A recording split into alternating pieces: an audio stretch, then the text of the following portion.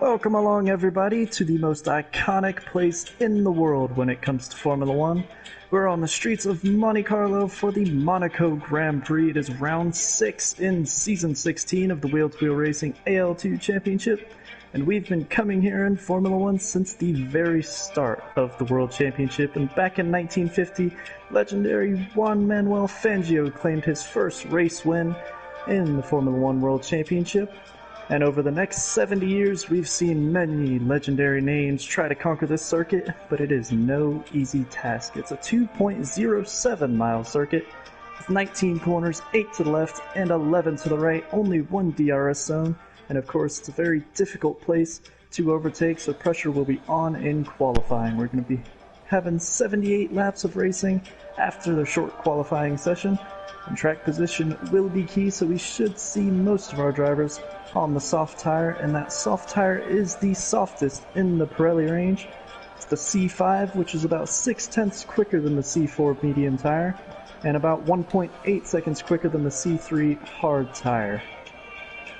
Monaco, always an exciting spectacle, and we are underway in qualifying. We look forward to another exciting race here at Wheel2Wheel Racing. Yep, Monaco, the jewel of the calendar, always an exciting race, plenty of action. Already I can see some carbon fibre having come off one of the cars, just exiting the pit, just shows you how tight this track is. And again, Silver Slugger catching the wall, already missing an end plate, just shows how tight these streets of Monaco are. But we had a pole time last season of a 1:11.5, which was set by our AL2 champion, Just Mikey. So let's see if we can get any contenders to compete with that time. Got the Haas drivers out first of the garage. As I say, Silver Slugger already missing some wings, so I think we will ride on board with Blood and Sand for his first flying lap here at Monaco. Currently fitted the medium compound, so we'll see if he's just going for a banker or if he's setting competitive times on the 0.6 slower compound there. So coming around the pool section, just warming up those mediums. Might be struggling to get a bit of temperature in them for now, but he's preparing for his first flying lap here in the streets of Monte Carlo. So, very deep into the last corner, and he's bailing. He's back into the pit. So who have we got next on track? We've got the McLaren boys. Cal following James, but we will ride on board with James as he's coming down. DRS open down the start, finish straight. Very tight here, as you see. Cars exiting the pit will come onto the track. Heavy braking into turn one, uphill. Now coming into the casino section as Woody pulls out of the way here. Turns 2, very difficult, tight section, quite a slow part of the track here. Turn 3, you've got to watch for the bump on the left here. CHM and the Mercedes almost in the way of James, but he manages to avoid him. Coming round now to the hairpin, which is a very difficult corner to get right. You have to have your car set up perfect to get round there. Coming downhill now, and he went too close on the inside curb and invalidated his lap, but he's coming into the tunnel now, which is turn 9, just inside here. Very difficult as you come out as the light changes. Downhill braking into Nivelle chicane, which is turns 10 and 11. You have to watch that inside wall there, because that will spin your car. Best overtaking chance down there, but we come round now to back of the pool section. We've got turns 11, 12, no we haven't, 13, 14, 15 round here. He's gone slow because obviously his nose has invalidated his lap, but tight final sector here. Exit at this corner quite critical because DRS straight down as you cross the line, and he's going to be going for his next flying lap, but currently that was a 1:14.9, so it was quite a slow lap but we did see he invalidated, but he's going again. So we'll see how the other cars fare as a letdown estate puts the first time on the board with a 112.6.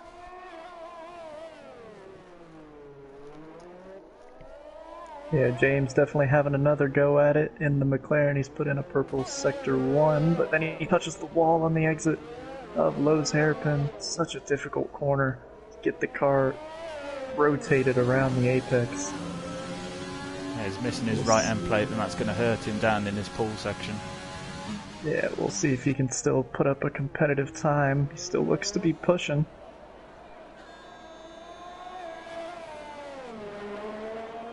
Yeah, this high-speed part of the circuit is where that loss of downforce will really affect them.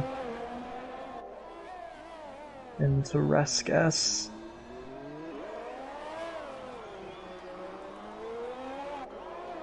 Very tight through the last couple of corners, and now he's coming down across the line, puts it on the provisional pole with a 111.7, and then Woody Wolfie beats him straight away with a 110.3. Impressive lap from the Racing Point man. And we already have a retirement in the shape of Maxi for Renault. It looks like on the exit of the chicane in the just before the pool section. His car's stationary down there. I don't think we'll get on board with anybody before his car is taken away. But unfortunate for Maxi there. He did set a time, but it was a very slow time on the medium tyres, so we'll see how that affects his finishing result. But yes, very impressive time from Woody, as you say.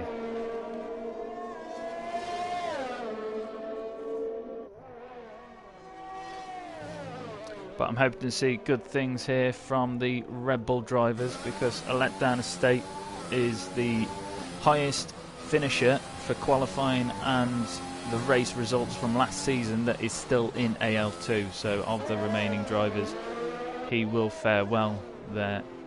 Is Woody going for another flying lap? Because he did catch the wall there. No, he's coming in. So who else have we got out on track? Blood and Sand is coming round. Maybe finishing a flyer.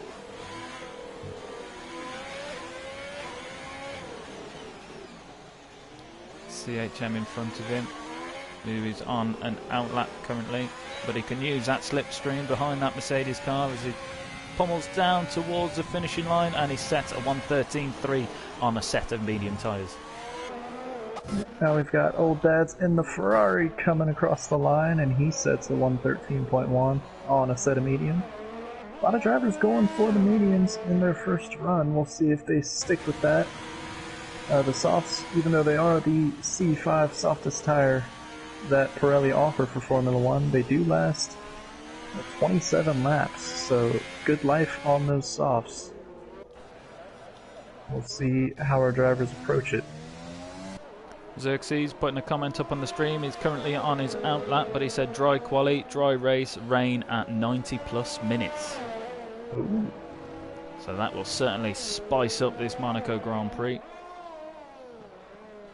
As Xerxes starts his flying lap. Also comments on the stream, Kirk saying needs Slugger not to embarrass the country like he did last week. And Lawson saying Slugger is about to be in the torture chamber for the next 2 weeks. Oh no, not what you want to hear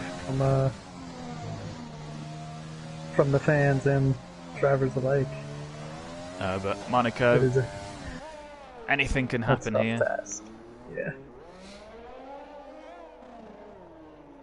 But Xerxes on a set of mediums, setting a purple sector 2. So let's see how he finishes this lap off now.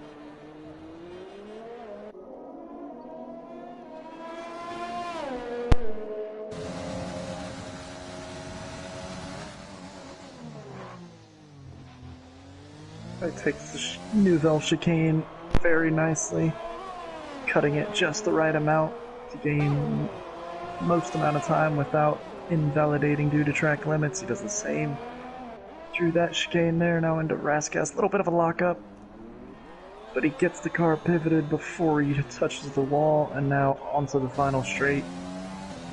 It looked a good lap. Where is it gonna put him? It puts him on the front row. Not quick enough to match Woody Wolfie, but No. P2 on the mediums On the with mediums. an 11.599. Very good lap from Xerxes. It's a very tight battle at the moment as well in the combined constructors between McLaren and Red Bull. Oh no, sorry, I beg your pardon, there is about 50 points between them. It's the Ferrari and Red Bull, but the Red Bull boys need to get some good results now for the combined constructors, because they are just 4 points behind the Ferrari guys. I think Xerxes is having another go at it. Both seem to be pushing again. Of course, those medium tires, degradation's not going to be a huge worry, so you can do multiple runs on that same set of tires. And it looks like he's really pushing here as he comes into Sector 3. Yeah, Always taking that chicane beautifully. Back end getting a little out of sorts coming around the last couple corners, but is he going to improve on his second run? Yes, he is. He's into the 110s with a 110.8. He is.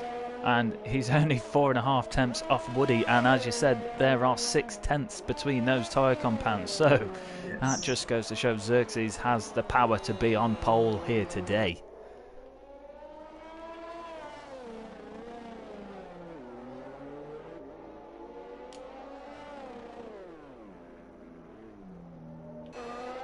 But Woody is out attempting a lap again now. James Laws also for Racing Point out setting a lap on the medium compound. He is currently 3 seconds down from his personal best, so maybe not his best attempt, but Woody 5 tenths up and purple in Sector 2.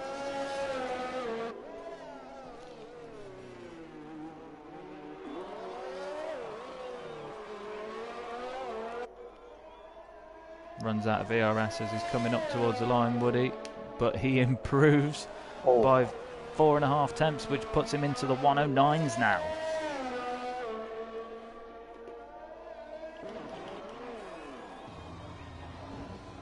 Can really be difficult in qualifying to put together a lap. The circuit is so challenging to put together a flawless run, and you've got the added pressure of knowing how difficult it is to overtake, so track position is just so important. So you want to maximize that starting position the best you can, so you don't have to do as much overtaking. Slugger has retired. It looks like he's just at the beginning of Sector 2. He done a Nico Rosberg? He must have. He pulled over to let Woody go, and I don't know what's happened, because he's retired and he hasn't put a qualifying lap time in yet. There are some skid marks going to that runoff area where Nico pulled his stunt a few years ago, so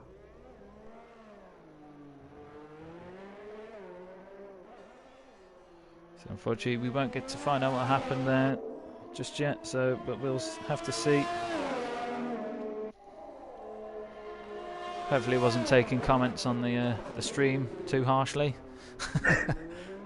Getting ridiculed by his friend Kirk. So we've only got 2 cars on track now, both on outlaps, but we've got Old Dad's still on his mediums. Going for a second run, looking to improve. He's currently 6th with a 113.1. And he is now starting his flying lap.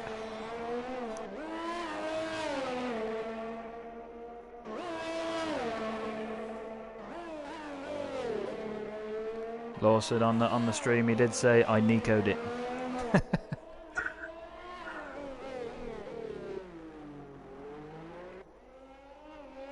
Old Dad's, I think I caught that. He was 2 tenths down on his time.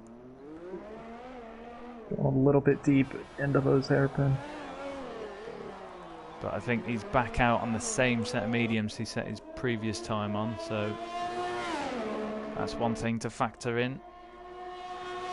It's interesting how many drivers are still sticking with the mediums. I think on Wednesday we saw nearly everybody on the soft tires. But still enough time for all of our drivers to have a run on the softs if they choose to do so. But here comes Old Dad's still on the mediums. On the start-finish straight, and he does improve, doesn't he? I was a bit distracted there. The car, James. Oh no. James is out. Just into the tunnel, but his car's disappeared now, so again, not knowing what's going on. We've got 3 retirements in the qualifying session already. What is the race going to be like? Well, like I said, there have been many legendary names to try and conquer this circuit, and not all of them have succeeded. We've seen one Rosberg-esque retirement, and that was a similar area to where Ayrton Senna crashed out when he was leading at Monaco. Who was the one that was upside down before the tunnel? Was that Button? I don't know. I can't remember if it was Button or Alonso. I just think it was Button. On the roof of the car, on the entry to the tunnel. Yeah, it's not an ideal thing to do, but hopefully James wasn't upside down there. I wasn't able to catch what exactly happened, but track is still pretty clear. Old Dad's coming in. James Law's looking to finish off his flying lap. He's got on a set of softs. I believe his previous run was on medium, so let's see how he can improve. But he's coming in. So CHM next to possibly cross the line on a fresh set of softs. He's got quite a bit of time to make up from his previous best, so let's see how he can handle these soft tyres around the streets of Monte Carlo.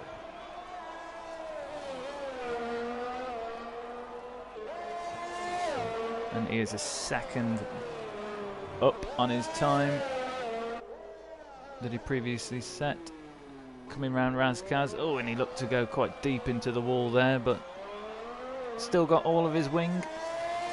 Coming down now, DRS open to cross the line, and he improves by 1.1 second, which puts him up into 8th with a 1:13.3. Yeah, very solid lap from the old veteran CHM. He'll be happy with that. Kept it nice and tidy. And I think Sega Takaz will be the next to his final run on a fresh set of softs. I think he comes down the start-finish straight. There must be a lot of people quite happy with their time, because one minute left of this qualifying session, and again, we've got 3 cars on track. It's not what we're accustomed to seeing at Monaco, where qualifying is almost just as important as the race itself. But we'll see what Sega Takaz can do, one of the few drivers out on track at the moment, as we wind down in the final minute of this qualifying session.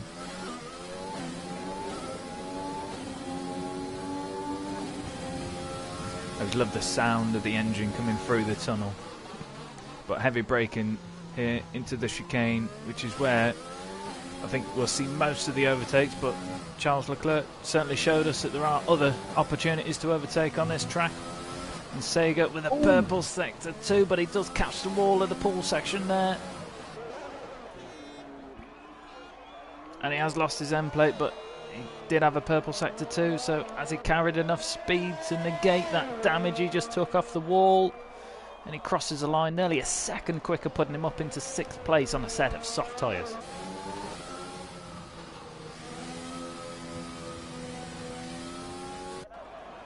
Yeah, a good lap from Sega, considering that contact in the final sector could have been much better, but still improved his time, as you said, by a second.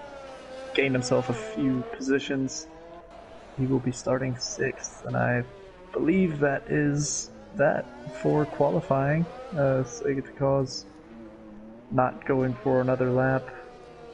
Everybody else is either in the pits or completed their final run.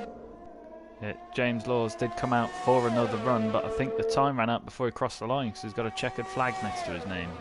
Yeah. But his teammate put it on pole a second between him and the rest of the field.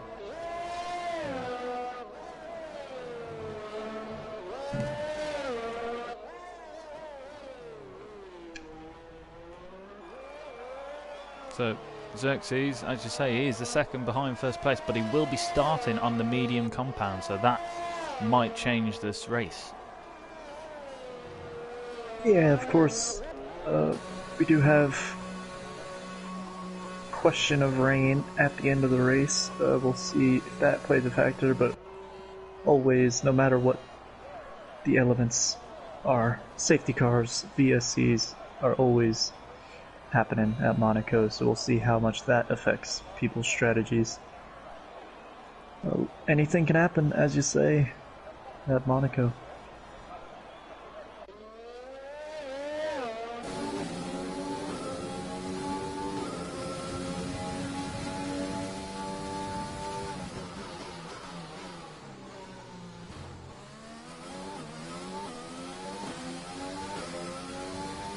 So then, that is qualifying for the Monaco Grand Prix in round 6 of the AL2 Championship. And it's Woody Wolfie on pole with a 109.871, followed by Xerxes in the Red Bull on the mediums, followed by the two McLaren boys, James in 3rd and Cal in 4th, and a letdown Estate in 5th, Sega Takals in the Williams in 6th, Old Dads and Blood and Sand 7th and 8th on the mediums, CHM in 9th on the soft, James Laws on the mediums in 10th, Maxi in the Renault 11th, and then 12th and 13th, Silva Slugga and Prev not setting a time. That is the grid for the Monaco Grand Prix, which will be starting here after just a short break. So our drivers get ready for what will be the biggest test of the season. Yeah, it certainly is a challenge to race these streets of Monaco. As you say, qualifying is almost as important as the race, and a good mix of soft and medium compounds, so it'd be very interesting to see how that does affect the race. But as we look at the AL2 stand-ins, Cal is very much at the top, having been on the podium every single race he has ran so far. So 5 podiums for Cal, 3 fastest laps and 3 poles. He's only been demoted to 2nd place twice last week from Xerxes, having gained his first race win here at Wheel to Wheel. But Xerxes really on the up. He's certainly improved his racecraft and is certainly bringing the threat to the McLaren team. But Old Dad's Rule in 3rd place, and it's very tight after that. We've got a few drivers, only a couple points between them, following down there. And then we've got James, Prev, Woody, certainly on the rise, Woody Wolfie, Maxi, CHM. And the constructors, it's very much firmly in the hands of the McLaren drivers at the moment for the AL2 constructors title. However, if we go over here at Wheel to Wheel, we are having a combined constructors championship this season. So the constructors points from AL1 league and the constructors points from the AL2 league get combined to have an overall Wheel to Wheel racing championship. And at the moment, Ferrari are sat at the top, but only 4 points safe from the Red Bull boys. So that's what Xerxes and a letdown Estate are going to be looking to change here today at Monaco. And 60 points behind the Red Bull drivers is McLaren. And although they are very firmly at the top of the AL2 Constructors title, they are a little bit further down in the AL1 race. So combined together, they are 64 points lagging behind the Red Boys of Ferrari. So very interesting to see how that will affect this race. But just whilst we're talking about it, the AL1 Constructors battle at the minute is quite an intense one, because there are only 25 points that splits 1st and 6th place. with Williams and AlphaTauri joint first currently, both with 202 points each. So very interesting constructors battle for the AL1 league. So as I said previously, a letdown estate is the highest finisher from last season that's still in this season, because Dastardly won last year, followed second by Just Mikey, who was the AL2 champion last year, and a letdown estate got the third step of the podium last season. But we had the fastest lap of a 1:12.2, which was set by Bannister, who's moved up into AL1. But will we see a fastest lap of that speed here? Because we do have rain towards the end of the race at 90 plus minutes. So when that will fall, how much it falls and how long it falls for will all affect everybody's strategy. So very interesting to see how this will unfold.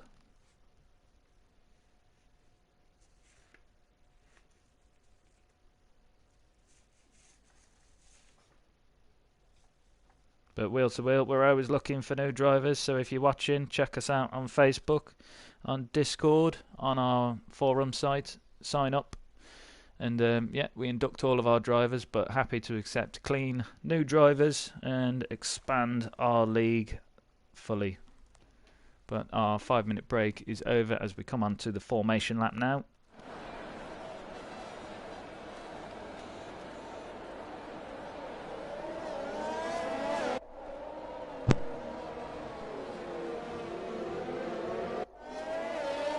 So let's hope we can have a clean lap one as we come round, because we've got 78 laps of racing here in Monaco. Quite a short track. Possible to do the one stop, but we know that that weather is coming, so that may have changed everyone's strategy. And the famous saying in this game from Jeff, the race engineer, no heroics into Saint-Deval. That rings true even in league races. We will see. Hopefully everybody can get through. It is so tight trying to go 2x2 through the first corner here, and it normally gets single file as you climb up the hill towards the casino. We will see how our drivers get on. But you can make up a couple of positions if you're willing to push the limits. But you've got to have some serious bravery to do that around here. Yeah, very interesting. Very interesting to see that all the cars who had free tyre choice has opted for the medium compound. Yeah.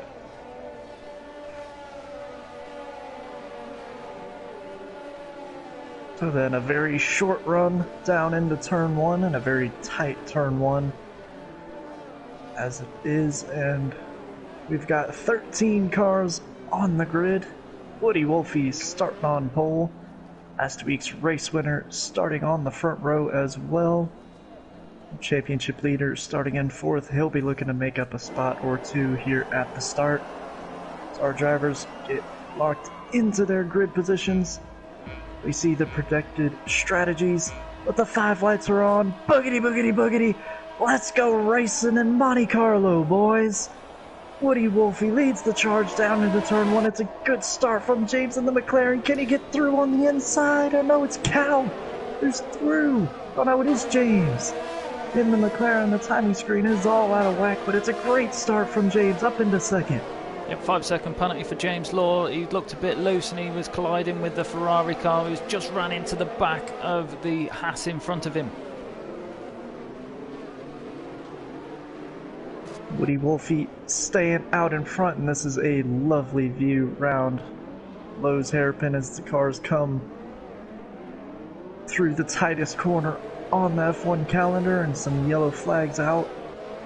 Hopefully everybody makes it through unscathed. Yeah, very tight there, very nose to tail as we come round this lap one. A lot of people finding the feet, finding the grip, finding the difference in the tyre compounds between their competitors in front and behind them.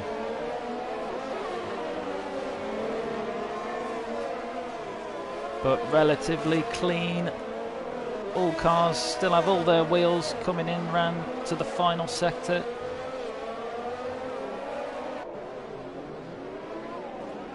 And while one of the McLarens got a great start, James up into second, Cal dropping back to sixth. Not what he would have wanted, and it's always difficult to make up the position on track. He's got two soft runners in front of him. Yeah, Xerxes losing a place to one of the McLarens, and he's already under pressure from his teammate who's on the softer compound. So are we going to get a multi-21 situation here where they're going to let the faster compound through whilst they have the grip? Oh, and Xerxes struggling there through Lowe's hairpin to get the car turned. You have to fit a special steering apparatus just for the Monaco Grand Prix, specifically for that corner because it is so tight. Now here comes a letdown estate on the overtake button. Coming through the tunnel, is he going to try it down the inside? No, he's not. Xerxes locking up, but staying ahead of his teammate. Yeah, a letdown estate really being held up here by Xerxes. Xerxes has got some incredible pace, but the difference in the compound at this stage of the race is just overwhelming. Yeah, he's maybe struggling to get enough temperature into those mediums as well off the start of the race, and now Xerxes is pitting, so maybe there was some wing damage playing a factor as well. But letdown estate given free air now, so he's got to run away with this because he has got the threat of a Williams and a McLaren behind him.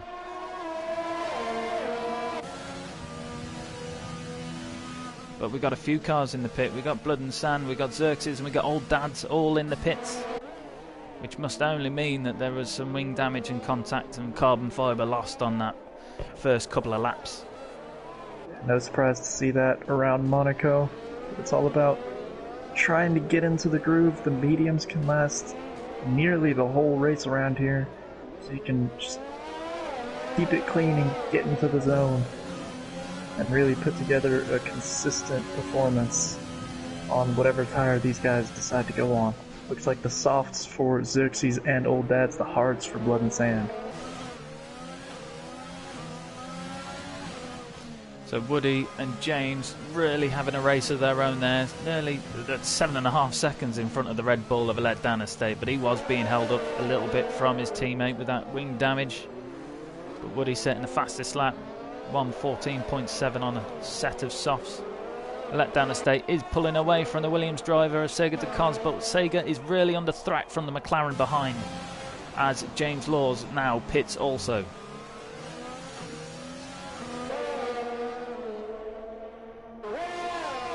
Sega on the softer compound here with Cal behind.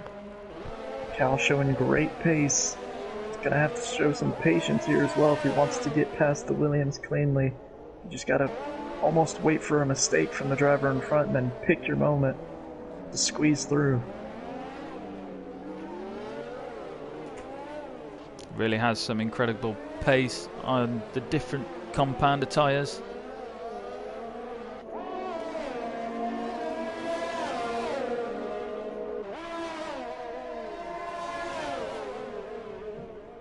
We had a yellow flag there, Silver Slugger coming out of the pits. Both Haas's now having pitted early on in this race, but it looks like he must have crossed the pit lane exit line as he came out. But Cal really still on the back of this Williams car.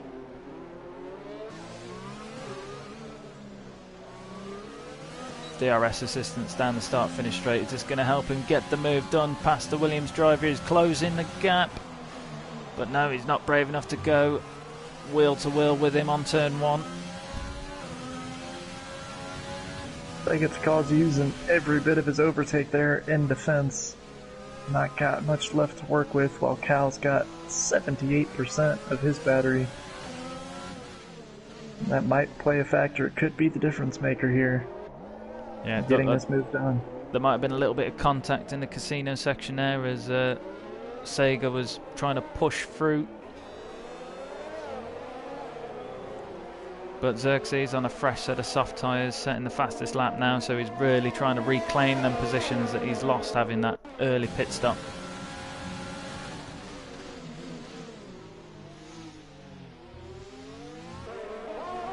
think as much as Cal will be worried about Sega in front of him and trying to get past, looking all the way ahead, he's losing so much time to his teammate and Woody Wolfie out in front, which is going to be his long-term concern, I think. Someone of Cal's Pacer Championship leader. We want to challenge for a win today, but so far it's not going his way. Still a lot of time left, though, to change that. Yeah, but as you say, you know, track position is key in Monaco. So Cal might have the pace, even on the slower compound, but if he can't get past, he can't get past. Yep.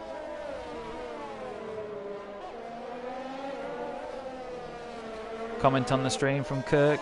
Haas looking worse than they do in real life right now. It's a bit harsh, but you know, they aren't doing this isn't the best day in the office for the Haas drivers, I can definitely say that. There's still a long way to go. Yeah, anything can happen. This is the Monaco Grand Prix. We have some wet weather still to come, but we still have probably about 60 laps before that's going to show. Oh, and here comes Cal. Is he going to try and send it down the inside? Yes, he is. Down the inside at the chicane, coming out of the tunnel. He got a great run, and he is up into fourth. He Great picked awareness. his moment and made it stick. Great awareness from Sega to Cos. See that move coming and to do the right thing and not cause too much damage to either car. But yes, incredible move from Cal on the braking. Yeah. That is, even though the DRS zone is down the start-finish straight, usually that chicane after the tunnel is the best place to make a move. We saw a few moves there on Wednesday, and our first, I believe, on-track overtake after the start was there as well. So Cal making good use of the best overtaking opportunity on the track. Yeah, Cal now, as you say, a little under 17 seconds down from his McLaren teammate James. But Xerxes trying to climb back up the order. He's closing the gap between him and Prev, but Prev is catching the Renault of Maxi. And we have Blood and Sands in the pits now. So both Haas drivers right at the back, and in fact Slugger has nearly got Woody on his tail.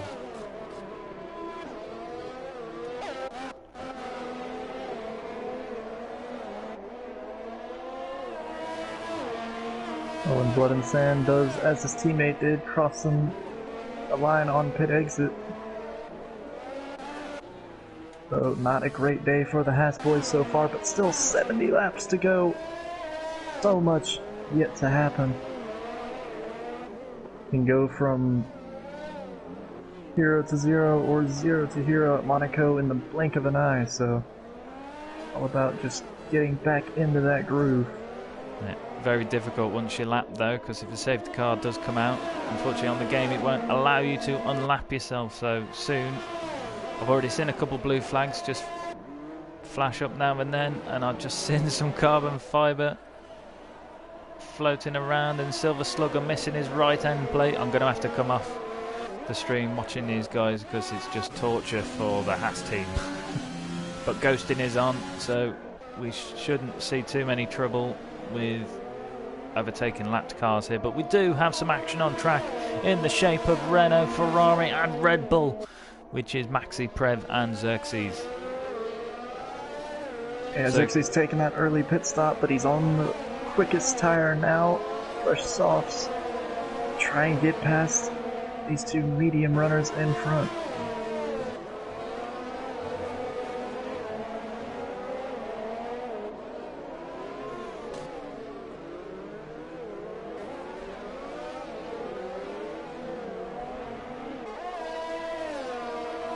Is DRS assistance going to assist any of them here? I don't actually think any of them was within the DRS window there, strangely enough, or just outside of it. The top two cars are now a lap ahead of the Haas boys, but the Haas boys battling for position here as they come out of the tunnel. Blood and Sand opting to just stick behind his teammate. I think the last thing we want to see now is a move go sideways I think we can see Silver Slugger on the hard tyres with wing damage, but Blood and Sand just clipped the wall also. But he does still have both end plates, but as you say, them hard tyres, 1.8 seconds slower than the softs. And is that Silver is in the pits again. Xerxes getting a 3-second penalty for multiple track limit warnings that time. It was cutting the chicane, and I think Old Dad's just did the same exact thing, getting his, or was that Old Dad's and Maxi getting time penalties. Maxi is pulling into the pits, which leaves just the Ferrari in front of the Red Bull of Xerxes. Xerxes maybe needing new trousers there as the Haas car came out of the pit lane. And thankfully they were ghosted, but it still would catch any man by surprise. But Xerxes desperate to get past this Ferrari of Prev.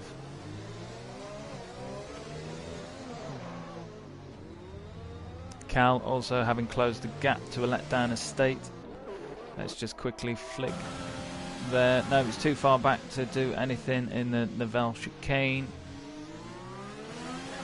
Oh, but letdown estate got a little bit loose, and Cal is now on the inside coming into the pole section and the wheel-to-wheel round here, but Cal surrenders the position back to a letdown of state.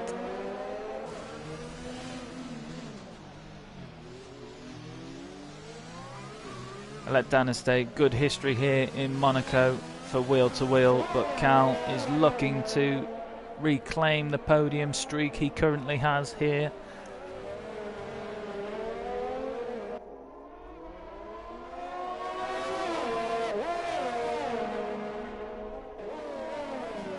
Now, as Prev has been getting closed down by Xerxes in the Red Bull, he's closed the gap in front to CHM.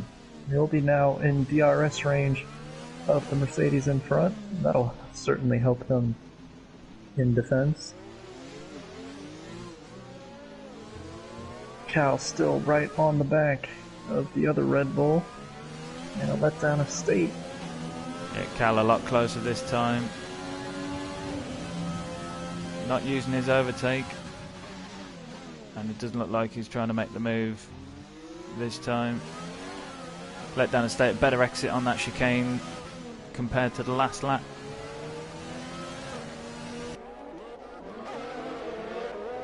Xerxes on the tail of Prev. Really difficult to try and follow these two battles that are going on separately around the track right now. But let's flick back to Cal as he's got DRS assistance coming down to turn one. Has he got time to make the move? He is having a look on the inside and on the brake, and he does make the move and gets past the Red Bull of a letdown estate. Incredibly tight move there, and again, great awareness from all the drivers to know where the other car is, and the Red Bull was looking to do the same thing on Prev. And I think maybe a bit of wing damage taken there. Xerxes missing a left end plate. Oh, that's not what he's going to want. Old Dad's now on the hard tyres, catching James Laws, who's also on the hards.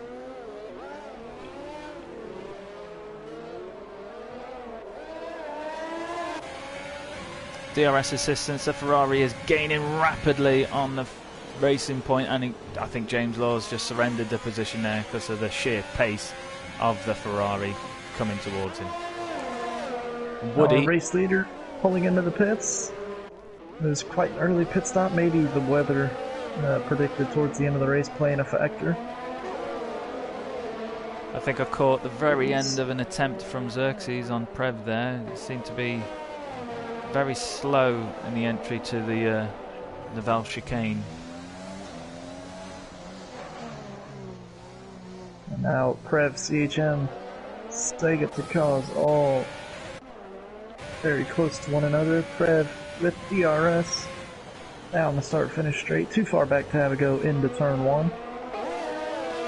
But he has pulled away from Xerxes in the Red Bull with that wing damage. Not what he would have wanted on this second stint. Really unfortunate to see. he could try and push it out to the same life of these soft tyres, but it really does look like it's causing his damage, as he's now dropping seconds per sector to the cars ahead.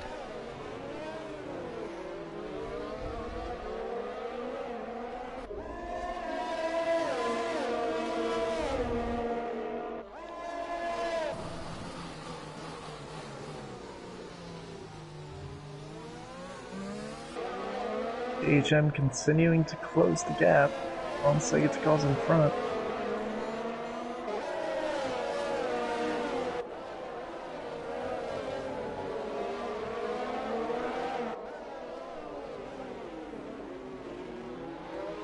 Three cars in a little DRS strain here. Will it help any of them? Sega looking to have a comfortable enough gap into turn one, as does CHM. A hold off Prev behind.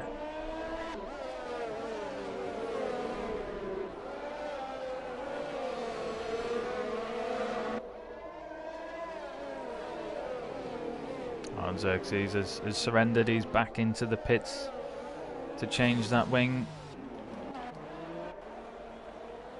And he's on a set of hards now, so he's going to be looking to carry them out to the wet weather by the looks on it.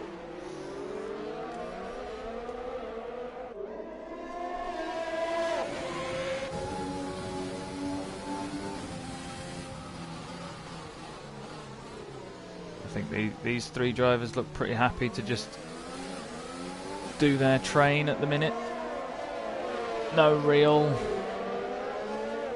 forcing of error from CHM on Sega. But Cal close to his teammate now, but his teammate and the race leader both having pitted, and both of them having come out in front of Cal. Yeah, I think podium is on the cards for Cal at the moment, but doesn't look like anything more unless we have some sort of safety car to help him out. I mean, a letdown estate is only 4 seconds behind Cal. I know Cal's overtaken a letdown estate, but as we know, it's Monaco. So the right strategy call for the next set of tyres for the pair of drivers there, or the right strategy call for the wet weather, could change the result dramatically.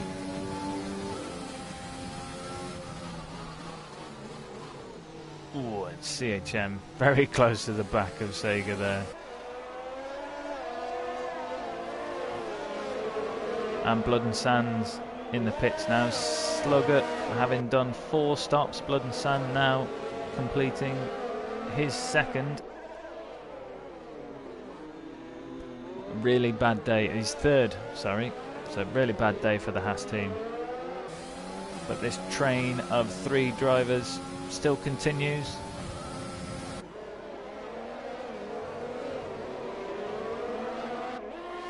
HM just inching closer each lap into turn 1. And again, Sega using a lot of overtake to defend. We've got Old Dads very close to the back of Xerxes. And Xerxes is in the pits again. No! This is not what we want for the Red Bull driver who was last week's race winner. The only grace he might have there is putting a set of mediums on. This might put him a lap down though. Not what he would have wanted so early in the race as well.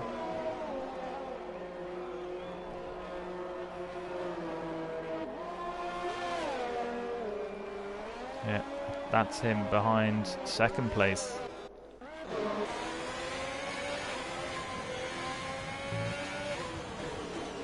Blood and Sand picking up another warning. CHM's had dropped back from Sega a little bit, but he's beginning to close the gap again. But Sega's pitting for his first stop off the soft compounds. So Prev now chasing the Mercedes of CHM.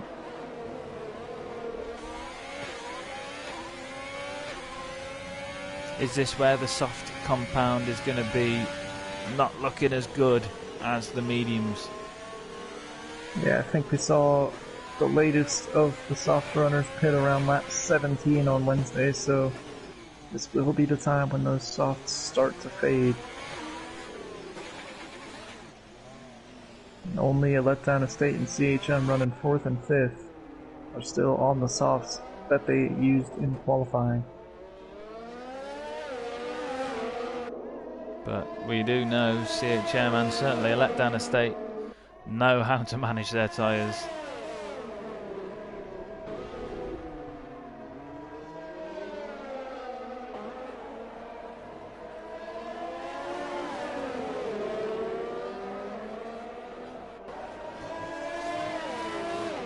But desperate to know when this rain will fall. Are these medium tyres going to last until the rainfall, or are they going to be looking to refresh their tyres before that, as CHM now pulls into the pits, leaving a letdown estate, the only one, as you say, to have started on the soft tyres. But Prev and Cal also the only other two drivers, including a letdown estate, not to have pitted yet.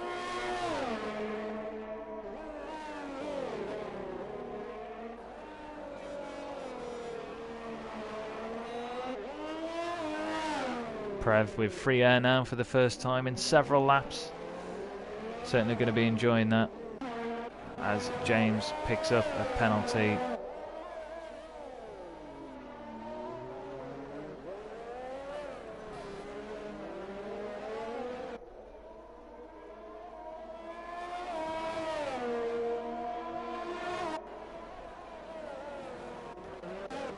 So have we got much going on? We've got Sega, who's a little over a second behind Maxi. Sega on a few fresher mediums. Xerxes, I think, will soon be coming close to the racing point of James Laws in front of him.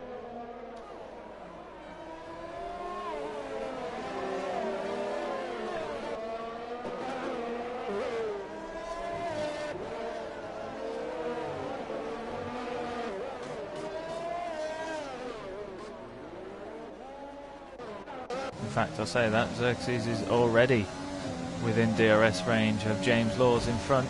James Laws losing some end plate inside the tunnel there. He's on the hard compound, so as you said at the start, there is about 1.2 seconds difference between the hards and the mediums, and you can tell as Xerxes has to back right off following James through on them hard tyres, with the wing damage also affecting his pace. But I've got to say, Sega also on back of Maxi, and James Laws going very deep into the penultimate corner, and I don't really know what's going to happen here, but Xerxes is on the inside with DRS assistance. Can he get in front before turn one?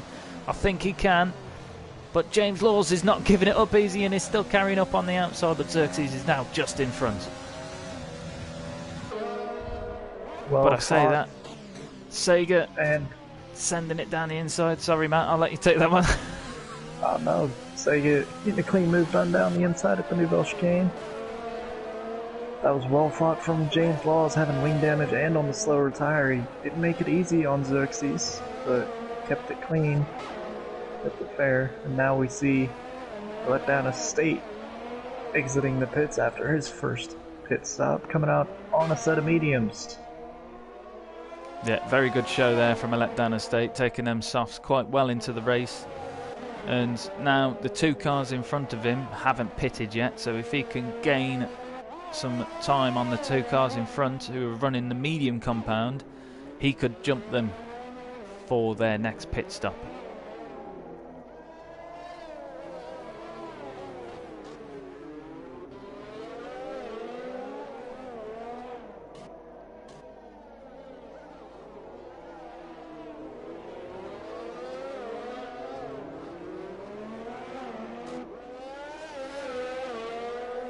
I think I would have loved to have caught that overtake from Sega on Maxi, but with the other battles going on at the same time, it's very difficult to try and watch all of the action that's going on at once. There's James Laws now exiting the pits. Getting a new wing on that racing point. And he's going to come out just in front of the Ferrari of Prev.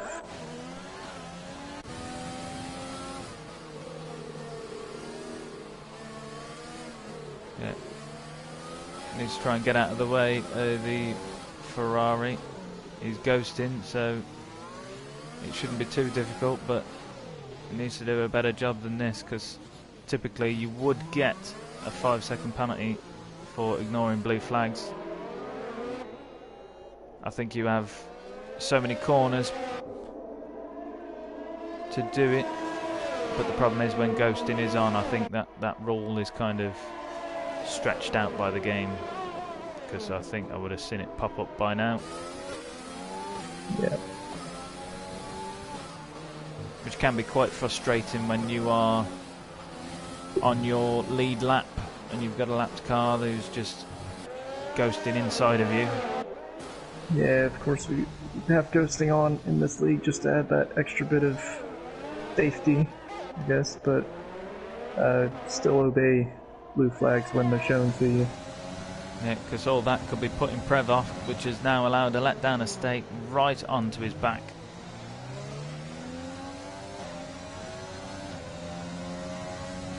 And we have a yellow flag. Maxi is round, just past the pits, and is trying to get out of everybody's way, and he's lost most of his front wing. Oh, and now he's got to do an entire lap just to get back to the pits. This is going to be horrible for Maxi. Have very little downforce. Yeah, worst place to lose your wing, as you say, to have to drive all the way around. But very impressive stuff from Xerxes, setting the fastest lap on a set of mediums with a 1:13.9. Yeah, maybe Xerxes starting to find a rhythm around here. Still a long way to go, but he's left himself a lot of work to do. Down in 10th right now. But let down estate, the other Red Bull driver really needs to try and get this move done on Prev. Prev struggling with the back marker, ghosting in front of him, but if a letdown estate wants to try and get the jump on Cal at all, he needs to get this move done. But that ghosting car is also giving DRS assistance to Prev to defend from a letdown estate.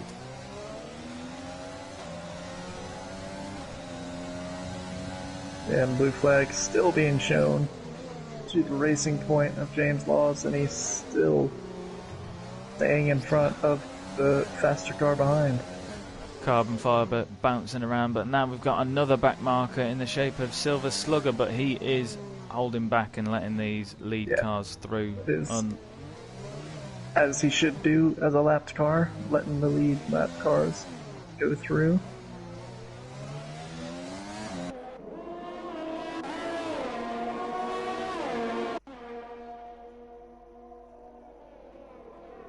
And now Prev, so when he gets into these situations when the car's ghosting through him, it's so annoying as a driver to have to deal with this when, being honest, you just shouldn't have to deal with this because the driver should be getting out of the way. Yeah, trying to find your braking point and your apexes whilst there's a ghost of a car in the track is not ideal at all, especially when you've got a championship rival right on your tail.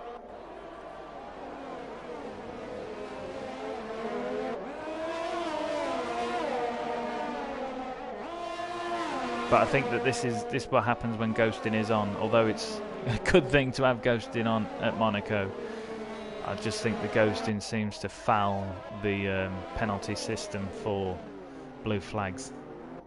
Yep.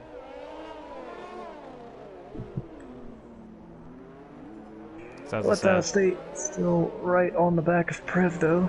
It's be interesting to see if he can try and get a move done on much younger tires than the Ferrari in front. Prev having done 23 laps on those mediums.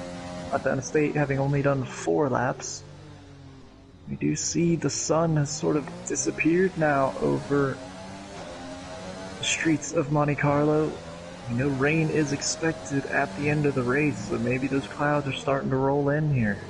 Yeah, that will start to affect the track temperature as the track will begin to cool. But I keep saying it, I let down a state. The gap between him and Cal is slowly growing. He needs to get this move done on Prev whilst he's got these fresher tyres.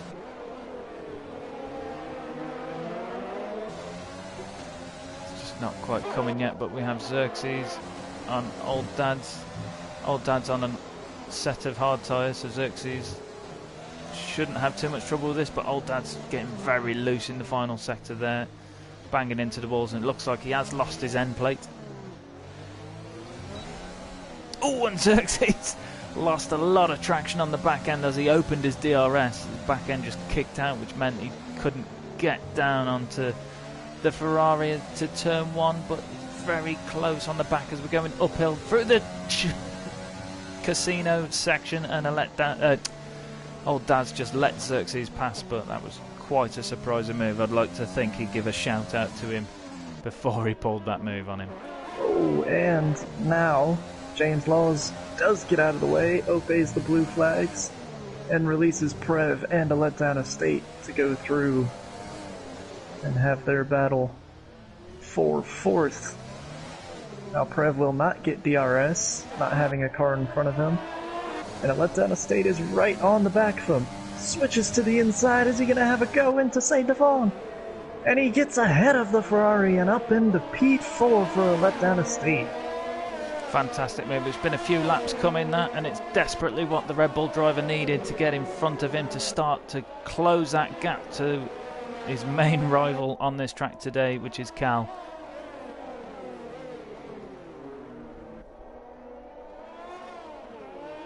Few comments on the stream. Diggle, sounding good, guys. Come on, a letdown estate. TK, that's a break by Old Dad's then. Yes, he did break. And Diggle, yes, Mark. Very impressed with that move there. Yeah, that was a good one. Down the inside.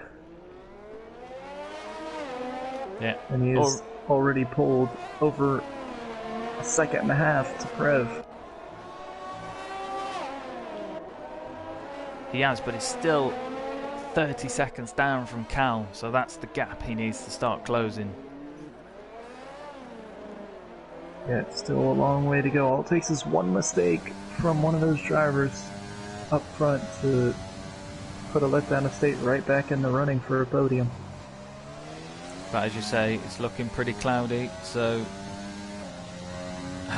when is the rain coming? Can Cal push them out to switch straight onto a set of inters? Because if he does, that would really hinder a letdown estate's chances here. But Cal is a pit stop ahead of a letdown estate.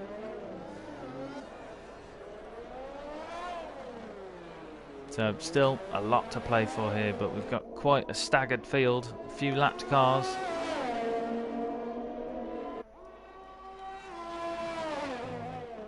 Yeah, Xerxes is closing the gap on CHM now. That looks to be the closest gap between any of our drivers on track.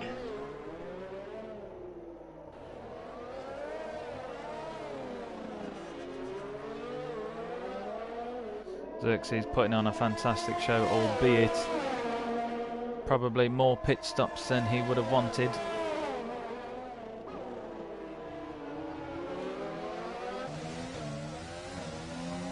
A little lock up into the chicane there, but he continues to close the gap here. It looks like he's going to be well within DRS range as they come into the third sector. He might have a chance down the start-finish straight to get this move done. They're on pretty similar tyres, so he won't have any advantage there. Maybe a little bit of wheel spin coming out of the last corner. Xerxes with great straight line speed, but it's not good enough to get the move done this time around. He stays right on the gearbox of the Mercedes as they come flying up the hill towards the casino. Yeah, but we know Xerxes has no traction on his car, as we can see very wild on the back end there. Also, running no ABS, as you see his car's tyres locking up.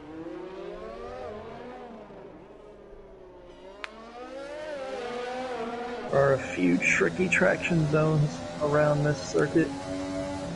We're seeing Xerxes having to cope with that now, running no traction. As you said, it can be a big challenge around Monaco.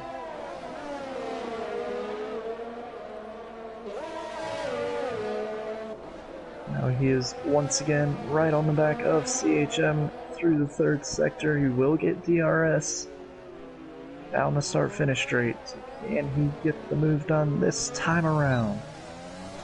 A lot better traction. Getting a great exit.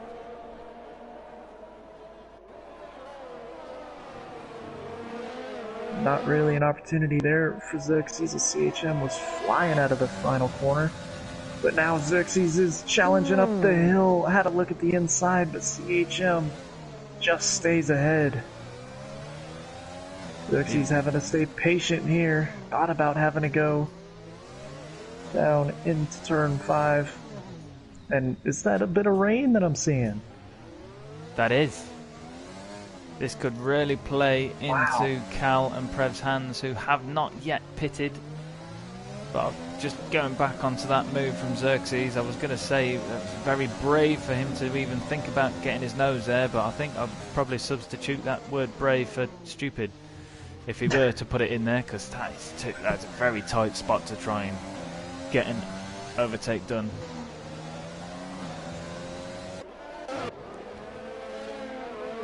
But Sega, very similar situation coming up the hill after turn 1. He was having a look on the inside, but it was immediately shut down by Prev. Yes, now a couple of battles going on. Jump back to Xerxes, using all of his overtake to try and close the gap into turn 1, but still just not enough straight to get alongside the Mercedes. He's pushing up the hill once again. He's trying to make a move on the inside, and there's contact. Exactly what he tried to do the last lap. And that safety car has been deployed. A lot of debris on track there as the front wing of the Red Bull was taken off. Now it's probably way too early now for... I've just seen a full front wing on the hairpin there as well. But it's probably well too early for intermediate tyres, but what are some of these cars going to do? I think we may see a couple of drivers gamble because, as you know, after a couple of laps behind a safety car, conditions can be vastly different to what they are now when we go back racing. Well, Woody has gone for a fresh set of mediums. James has not pitted. He might even come out in front of Woody, and he does! James has now took the race lead for this safety car restart. Yeah, I think that's a good decision from the McLaren pit wall to get James out in front. He's on relatively young tires, just 18 laps. And we'll see now how long they stay on the slick tires before they go into intermediates, if they do. It is very light rain at the moment. Yeah, no one brave in the intermediates at the moment. Xerxes back on to a set of mediums he's done 2 laps on earlier. Cal carrying on, not deciding to take the pit, but maybe that is not the best move, because he does have a free pit stop between him and Letdown Estate. He very well could have been in and out of the pits before Letdown Estate come round, and Letdown Estate could lose positions if he does pit, but he is on relatively fresh tyres. And in 31 lap old mediums can last a long time. 58 laps around here, but that was an opportunity for Cal to get on some fresh soft tires or mediums, because he's going to be right behind the 2 cars in front, Woody being on fresh mediums and James only 18 lap old mediums, so 2 cars in front are going to be on much newer tires. Well, Cal's going to have a big problem on this safety car restart, because there are 3 lapped cars between him and the next car he's racing. but he does have the grace of Prev being between. Is that Prev? No, he has Old Dad's between him and a letdown estate behind. So this is always the messy part, and safety car restarts when we've got Cal lapped is going cars. in. Cal is in. Second lap under the safety car. He is coming in for a fresh set of softs. Yes. Our championship leader is taking advantage of the safety car, and I think he should come out in front of a letdown estate. He probably will. Yeah, the Red Bull coming through the final corner now. And a bit too far back to make up a position, even with the pit stop. So, James out in front, Woody behind him, and then we've got Mercedes of CHM in third, and then we've got the two Haas boys of Blood and Sand and Silva Slugga. Then behind Slugga is Old Dad's in the Ferrari. And then we have, I believe, Xerxes and Maxi battling in for position. Old Dad, Xerxes, and Maxi, that'll be something to watch on the restart. And then behind them we have Cal, who is on the lead lap, and a letdown estate just behind him on the lead lap in fourth, with Prev, who will soon join the queue behind them in fifth. Yeah, real interesting to see how this safety car restart goes, and I think Cal is actually someone who listens to the stream whilst he's racing, so he's probably responded to us talking about the fact that he had a safe gap between him and a letdown estate. Yeah, there was you're welcome, and there. Sorry. You're welcome to Cal, and sorry to a letdown estate. So, just want to clear up any confusion, because it is confusing.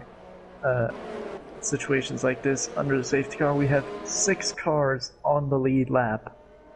James out in front, all the way down to Sega Takaz in the Williams. Now, Sega Takaz will be 12th in the queue on the safety car restart, but he will be 6th in the overall race. There are 7 lapped cars mixed in throughout this queue.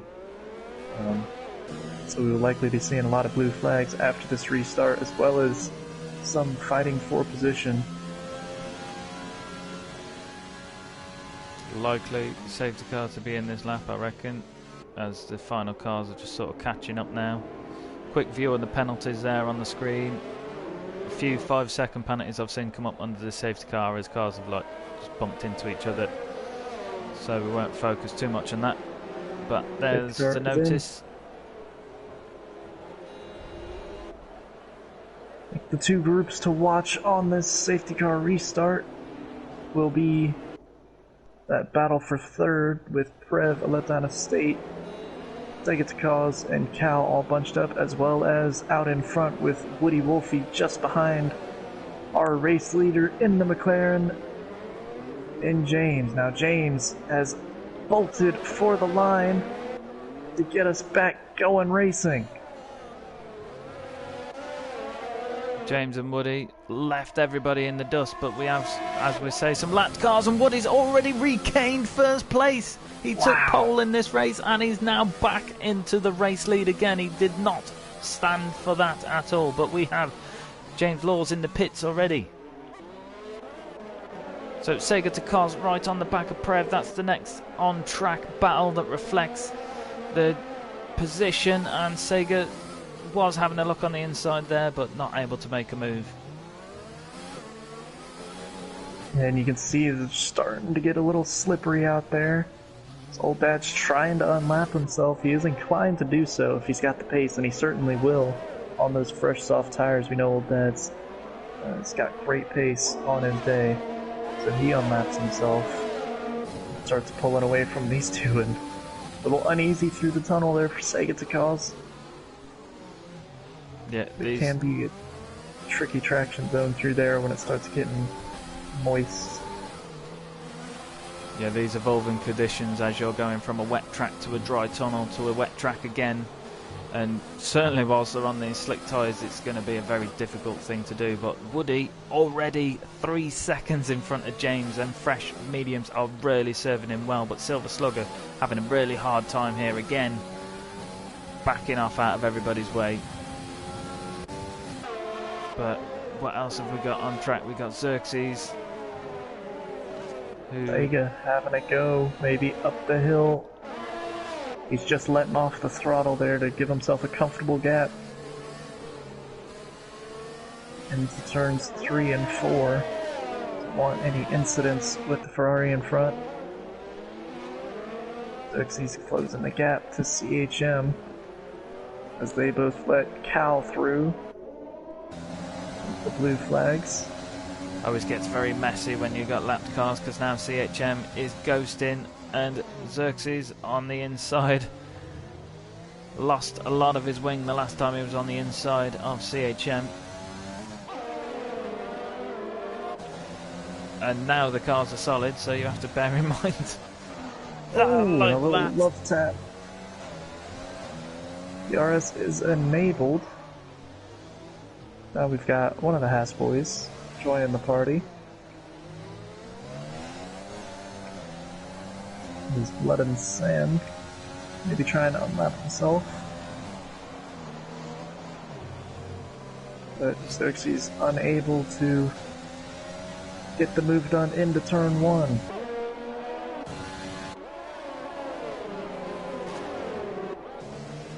I really want to drop down to old dad's because he's very close, but this Xerxes is very much wanting to have a look on the inside of CHM, but I think he's a bit apprehensive of what happened last time. Maxi close behind, and Xerxes just taps the back of the Mercedes again. But Xerxes, as we know, he's new to the game, he's new to no traction, and he's new to no ABS, but he's doing a grand job. But no ABS and no traction is most difficult when you are new, when the track is developing. Here comes old dad's down the inside. Lovely move from the Ferrari driver.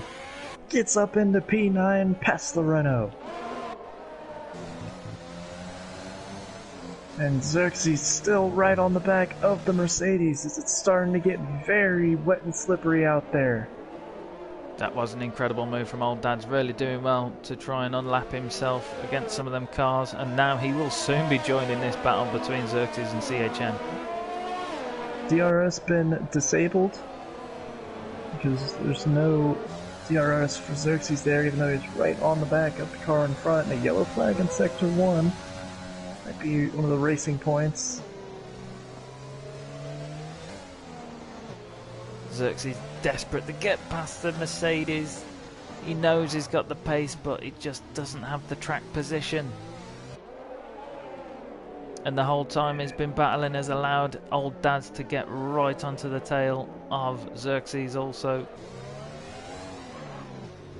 Can be a test of your mental strength just as much as your strength of your driving skills around here to just hold your nerve and pick the right moment. He's gonna send it around the outside and he gets pushed through the chicane and just... There was not a lot he could have done there. 10-second penalty though, he'll have to carry that. Yeah, I think he did get pushed through the chicane, but then instead of letting off, he just kept on going right through it, and that earned him a 10-second penalty. I think the frustration playing a big part of that, and now there is DRS for old dads. Is he gonna have a go down the inside? There is old dads making the move on CHM up into 8th. Couple of nice moves from the Ferrari man here in the last few laps. Now they're getting blue flags from a letdown estate.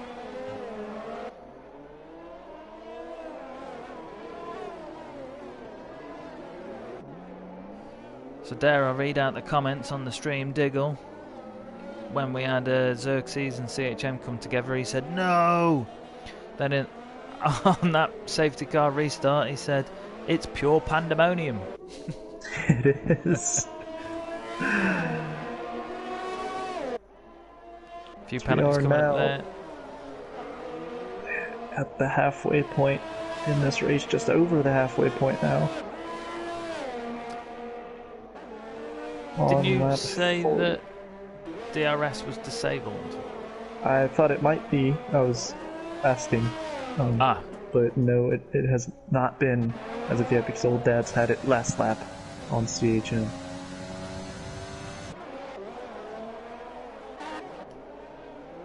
Old Dad's doing really well on these fresh soft tires. yes. Make up a couple of positions. DRS is still active as Maxi has got DRS on CHM. Lawson saying Haas pit crew is the MVP of this race. They have certainly earned their paycheck today. Dare I check how many pit stops?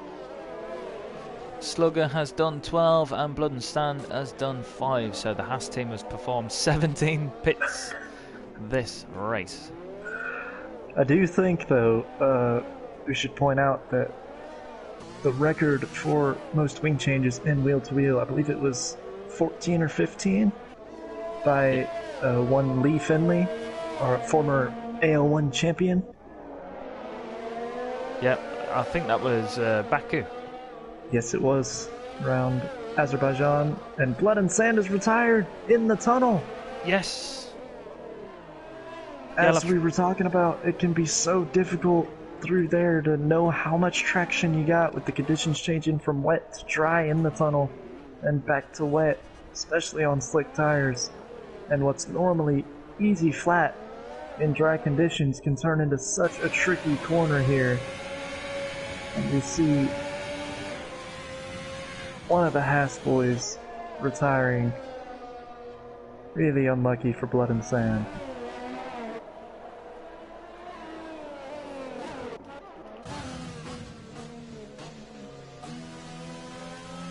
Maxi, 17 lap old soft, so they're not going to be feeling very good in this weather right now, but he is within a second of CHM.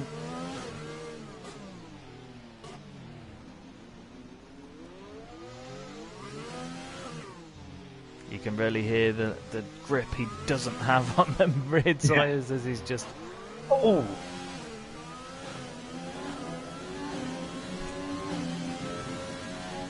A little bit of a mistake there from Maxi, and that is going to cost him some valuable time.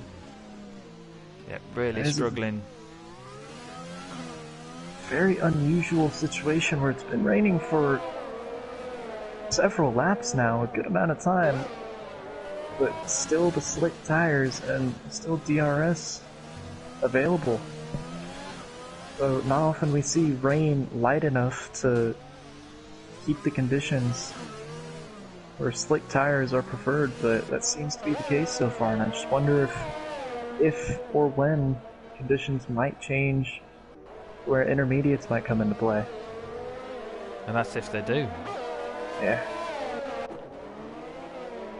Xerxes picking up a penalty as he is he unlapping himself or is he being lapped? He's trying to unlap himself to Cal.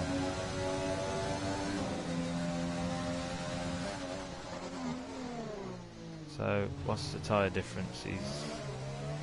Cal certainly should have the pace advantage looking at the tyres.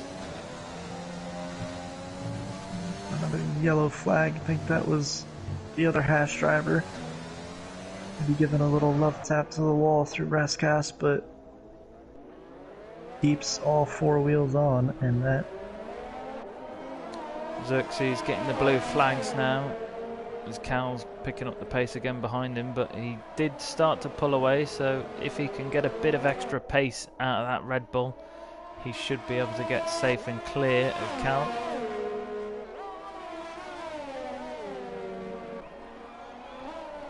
Yeah, you are allowed to unlap yourself if you can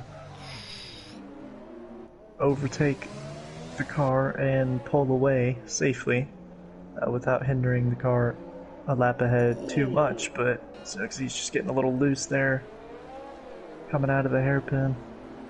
This is really a turning point. Maxi is trying the intermediate tyres. Very interesting. We will see. Keep an eye on. I'm gonna ride on board with Maxi just to see how he gets on. The first man to venture away from the slick tires onto the intermediates. I mean, we could see how much he was struggling on them softs. Probably coping marginally better on these intermediates, but it's marginal. I think the thing to keep an eye on is the gap was about 21.5 seconds between him and CHM when he came out of the pits, and it's already grown by 1.5 seconds. I don't think these intermediates are what you want to be on at the moment, as the gap is growing so quick to the car in front. Now maybe he's able to get the field back into these tires, start getting into a little rhythm. CHM is pitting as well. And he's going for intermediates. Now Maxi just being lapped by our race leader in the racing point. It'll be interesting to see if Woody Wolfie thinks about pulling the trigger. No, he's staying out. And Prev also going through. I've got to say, Woody Wolfie doing an absolute fantastic job. Now nearly 16 seconds in front of James, who was the race leader after this safety car restart. But Woody reclaiming the race lead after taking pole here with a very impressive time.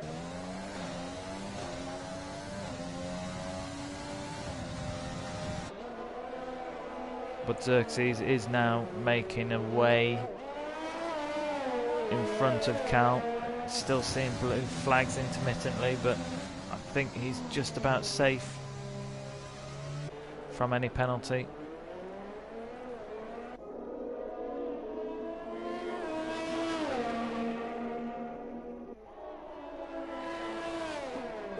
I think Prev's left his overtake button on. I wonder if he knows he's still got it on. Yeah, definitely not ideal to have it on, especially in these conditions, through this part of the track. And is that Maxi in the Renault? Maxi who again. is sideways on the exit of the chicane. And I don't think those intermediates are really working for him.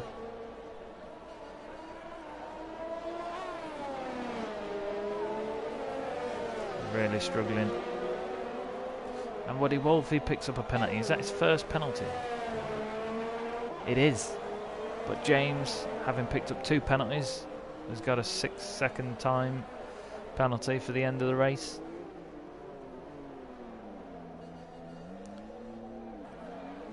I think Maxi gonna Maxi thinking about going. Don't think there's any wing damage on the Renault, and his pit crew is bringing out a set of soft tires, so.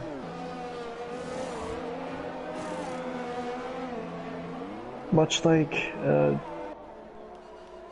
was it Germany in 2019, where some drivers tried the softs and didn't quite work out for them, or tried the intermediates, and these conditions always so tricky deciding which tire compound to be on, and this time it was trying out the intermediates in these conditions, and it just didn't quite work out. So back on the softs for Maxi. Yeah, definitely coping better on fresh softs. Maybe it was the age of the softs before which was not helping him in the changing conditions.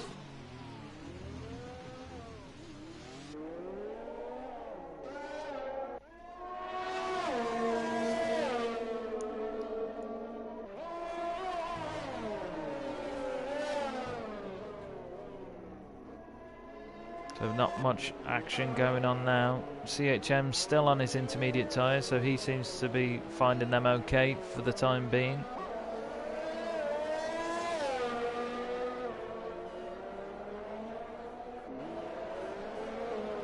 albeit he is 13 seconds down from his current best, but that's probably more to do with the wet weather than the tyres.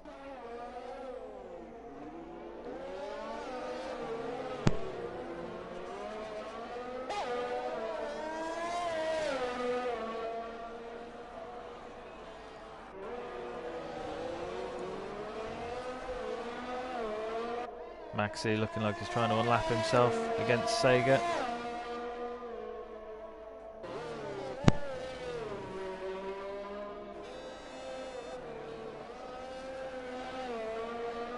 Yeah, he is on fresh soft tires, but Sega still showing good pace, and James Laws has put it in the wall. And that brings out another safety car. Now this would be the gamble. This would be where you want to see if the intermediates are going to be the tyre of choice after the safety car, because there'll be a couple more laps now. Oh, and you see that Racing Point face first in the wall there, down at turn 5. Be such a tricky traction zone. Easy to lock up there, as we saw riding on board with a few of our drivers throughout this race and qualifying. Unlucky for James Laws, he is our second driver to DNF from this race, and now our second safety car. And Cal in the pits, he pitted, but he pitted at the same time as James, which delayed his car coming out, which has given the position to a letdown estate. But a letdown estate is on 28 lap old mediums, but I think in these conditions I'm not sure how much of a difference that will make, but he will have his work cut out for him on the safety car restart. But where is Woody? Woody is just coming round. It's start-finish line now, so there's quite a few cars between him and the second place.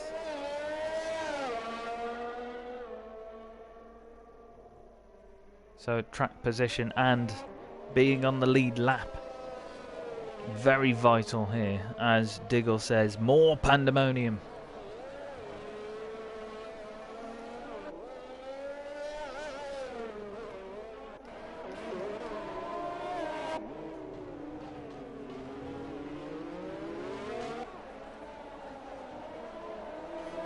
So who have we got on the lead lap still?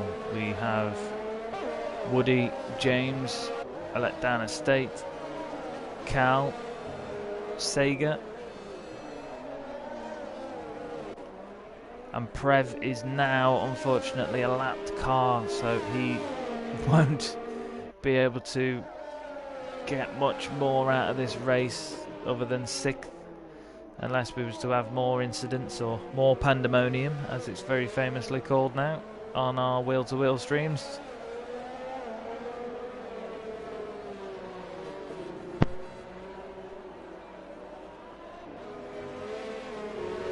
Wow. It is so interesting that it's starting to get very wet. But still,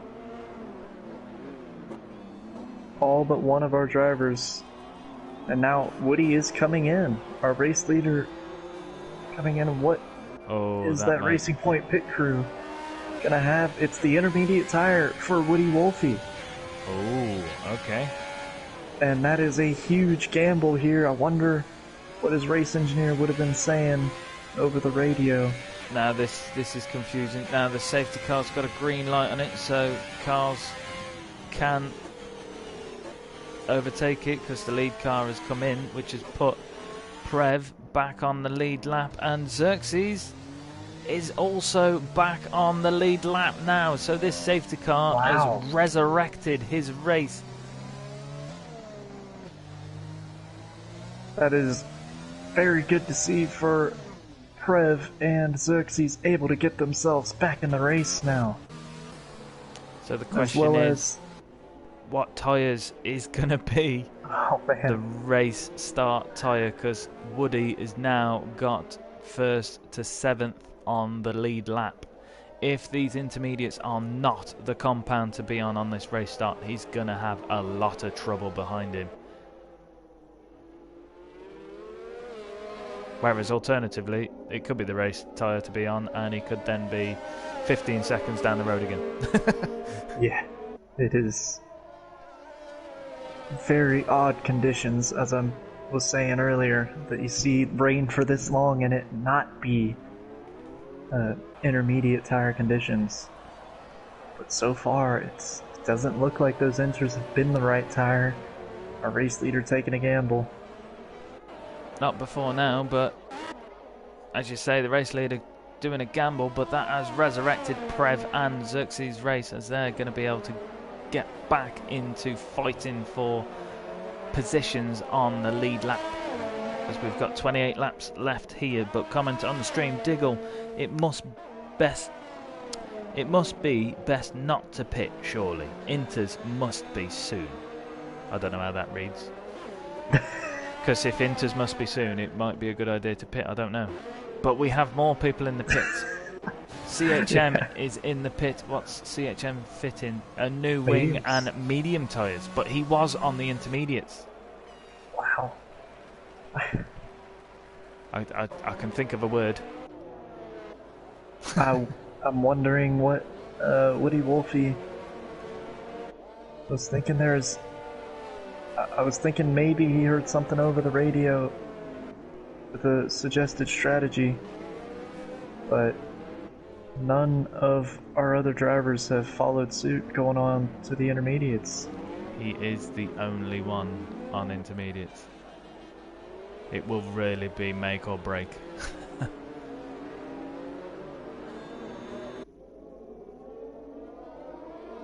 Either that or he's just having a joke with them on the game chat and gone, do you know what, I'll beat you all on intermediate tyres. Because he really has shown the pace this, well, the whole Grand Prix really. Qualifying he got pole by a second. Ooh, the safety car's in this lap. A couple of drivers still not quite up to the queue. Sega Cause and Prev both back on the lead lap, as well as Xerxes, but all very far away from the queue. Yeah, Woody might be in deep trouble here because he has got James, Aledana State and Cal all immediately behind him on the lead lap. And now we are going racing once again. Woody Wolfie leads the restart. Cal already having a look on the inside on the restart, turn 1, and he's claimed the position from the Red Bull of Aledana State. And old Dad's trying to map himself straight away. Sega Takaw's able to make up the ground and get back to the queue right on the restart, so he's right on the back of the Red Bull battling for 4th. I think that this is a turning point in the race. I think the intermediates probably aren't the best, but the slicks certainly aren't any better. And we'll see the traction out of turn 8 with James compared to his rival on the inters, and James might have a go down into the chicane. He's on the inside and he squeezes through. James takes the lead. Incredible racing there from both of them drivers, but Sega desperate to get the move done, and we've got a yellow flag. It looks like Silver Slugger in sector 3 really having trouble with this track, but kudos to him for staying in this race. He is staying alive. He's waving that American flag for you, albeit limping, but he's waving. Yeah, points are points, and if you finish, you get points. That's all that will be on his mind for the rest of this race. Sega Takaw's right on the back of Aledana State as they come towards the casino. Still so slippery out there, and it's only getting worse as we come to the closing stages of this race. Oh. Sega doing well.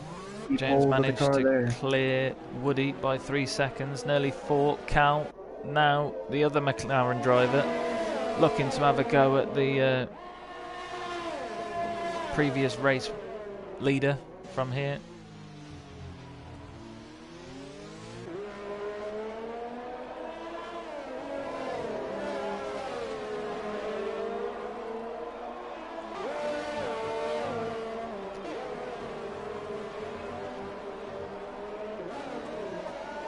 I think the lack of pace in Woody now is showing that the intermediate tyres are definitely worse than the slicks right now.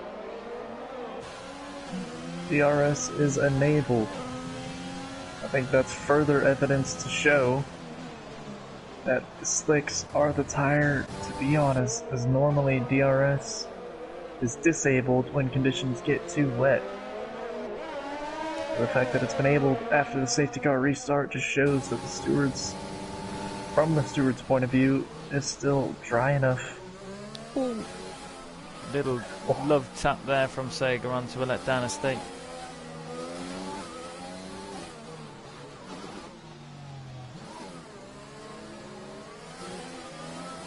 And I wonder, from Woody Wolfie's point of view, he's dropped a couple of places and dropped loads of time already.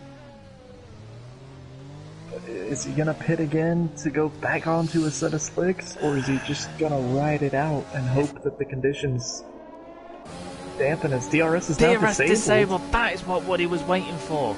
I was about to say that it's just having that crystal ball to know if in a couple laps he's gonna have to go back onto the intermediates, but I let down a state very deep into the chicane there, struggling with traction. Sega to Cos squirreling all around the track, but now Woody, if everybody else on the slicks have to pit, Woody will be about 12, 13 seconds down the road, having stayed on them intermediate tyres. This might be the turning point, because we're seeing Xerxes and Old Dads coming into pit, and now Sega to Cause coming in as well, and I think it's the intermediate tires for everybody.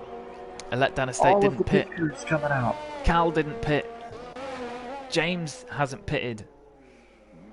Sega to Cause might be able to make up a couple positions here, but he's got a penalty that he's got to serve. So the intermediate tires go on, but that penalty may have cost him a chance to make up a couple places on those guys that stayed out on slick tires. Oh, and a letdown state really struggling with the grip as Old Dad's just glides past on intermediate tires. Just gotta take it so easy in these conditions. Cal, James, and a letdown estate. Very hard to see them going so slow on them slick tyres when everybody else pitted. And you can see now, and Cal just can't get stopped for the chicane. Those tires are just not doing anything for him, and you see the gap from Woody to James, which was over 7-8 seconds. He's now right on the back of him because the tires have surely switched over, where the intermediates are now the tire to be on, and Woody Wolfie retakes the lead of the Monaco Grand Prix. Yeah, Woody Wolfie had his crystal ball and he knew exactly what was going to happen. He read this Grand Prix like a bedtime book, and he just knew exactly how it was going to end. And now we see just a couple of drivers still on slick tires, and Silva Slugga is one of them. He's really struggling to get any sort of traction, and he's now not got a front wing either. He's got to come in for some intermediate tires and a wing. Letdown estate now in the pits getting his tire change, but it looks a lap too late. Yeah. Letdown estate still very strong result so far from him, and he's shown a real promising Monaco Grand Prix. Xerxes able to get past Prev, as Prev, I think there was a mistake in the pit. Oh no. Oh no! And it was in the tunnel once again. I think, is that the same place his teammate DNF'd? Ooh, and Cal was struggling through there, and yet Silver Slugger, it looked like he was missing both back wheels. Really unfortunate for the Haas driver. Got through 50 or so odd laps of this Monaco Grand Prix, but the conditions just going from bad to worse here. You can see the standing water starting to appear. Well, Old Dad's has put on full wets, and it's no surprise because these guys on intermediates are even struggling. Yeah, it is really coming down out there now, and as I said, standing water starting Cal, to show Maxi, up here. Both in. Cal is in, yeah. On full wets. I didn't read this. Changed Wow. over so quick. It is pouring now on the streets of Monte Carlo. Only 10 drivers left. Lawson, who I believe is Silver Slugger. Yes. Got some very sad faces on the commentary, on the comments. Yeah, very unfortunate there. You've done well to stay in the race as long as you did. And fair play to you for that. And let's have a quick look before we change over. And you did 17 stops, Silver. I think that is a wheel-to-wheel record, isn't it? Yeah. Woody, our race leader, coming in to put on the full wets. I think that just shows how quick. Oh, and Segatical's getting very loose in the tunnel. Old Dad's going through, and you see the difference in the grip on the full wets. Old Dad's just breezing past. But I think it just goes to show how quickly the conditions changed, as Silva Sluggo was still on medium tires when he DNF'd. And I think at that point it was changing over from inters to full wets. So I can imagine those tires were not giving him any sort of grip. So hopefully we can use that as a learning experience to maybe understand the changing conditions better in the future. But it has been really tricky for all of our drivers here these last 10 or so laps.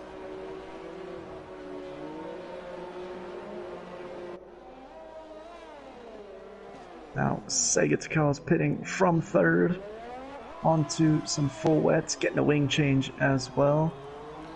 And we'll see if he comes out in front of a letdown estate. Well, a letdown estate not stopping.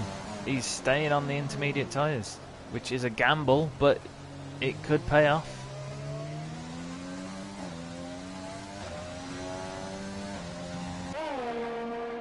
Yeah, we'll keep an eye on that. Delta is about 3.4 seconds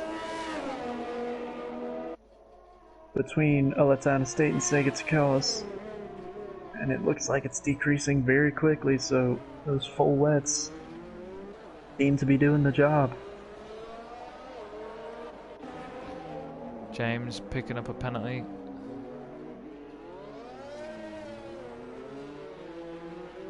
Yeah, Sega really closing that gap to a letdown estate. As you say, the difference in tyres really showing there.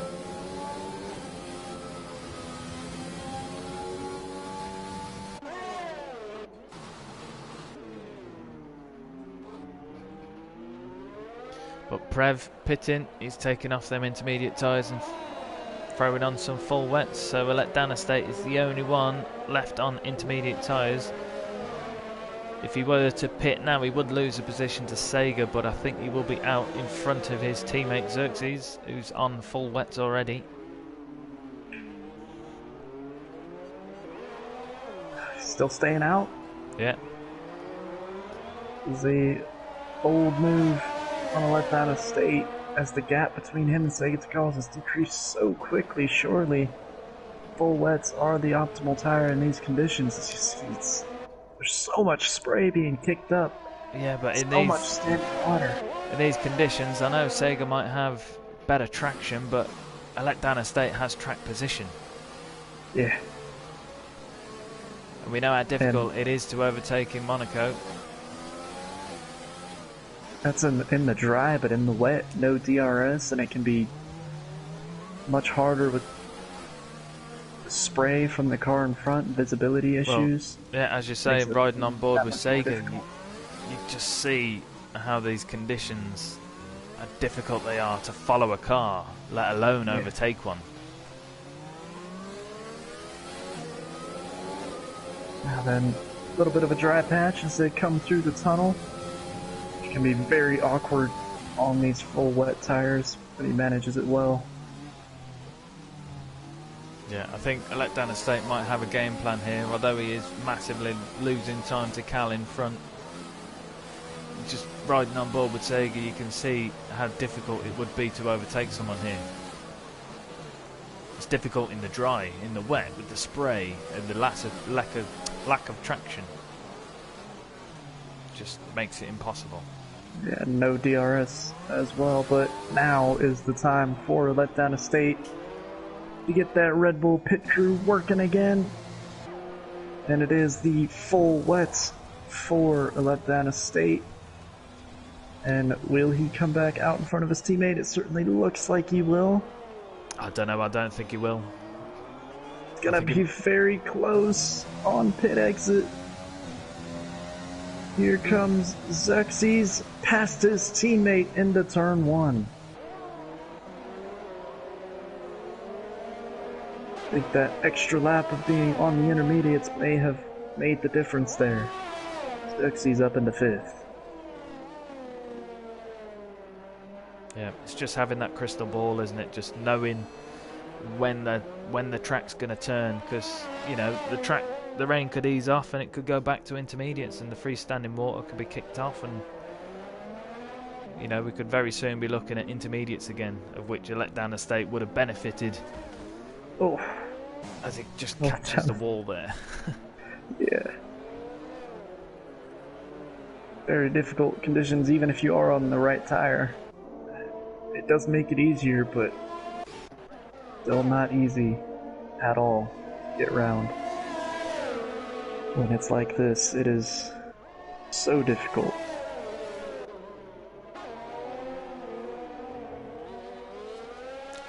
But Woody Wolfie really knowing how to manage his race, and it just seems that he's known how the race was going to turn out before anybody else did. Yeah, he did take a gamble, as we said, on the safety car restart. He took a chance, but high risk equals high reward when it comes to decisions like that, and while he was already in the lead of this race, that decision and its benefit really just made it so that he is in total control. 25-second gap out in front because of that decision to go on to the intermediates at the restart.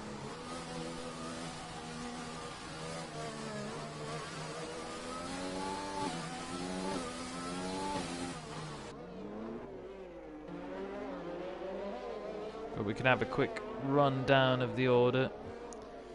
Woody Wolfie, as we say, pretty much in charge this entire race. He has dropped 1 or 2 positions, but very quickly regained them, and now 26 seconds ahead because of his very astute decisions and strategy, really knowing what to do when.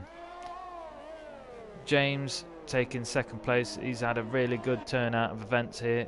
You know, normally we see the McLaren of Cal being the lead McLaren, but no, this race James has really nailed down his track position. He had a good qualifying session, and Cal, currently in 3rd, was held up with some traffic, but that is what happens in Monaco. As we say, qualifying is almost as important as the race.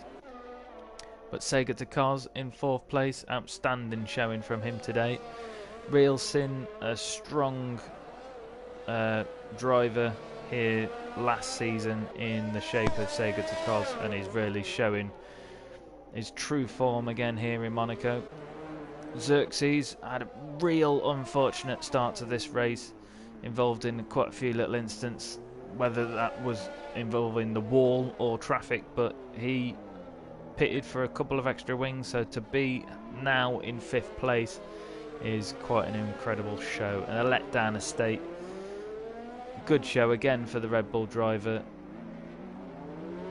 He's had a really good race. He typically does well in Monaco, but I think he was hoping for a better result here, and the late decision to switch from the intermediates to the wets might have cost him more than he had hoped. But old dad's rules in the pits. I'm not sure why. I'm guessing he got a little bit of damage, but he's quite far back from a letdown estate, so he's just looking to finish this race, bring the points home for Ferrari, who are currently leading the Constructors' Championship. But as it stands, I think Red Bull will reclaim the combined Constructors' title come the end of this race.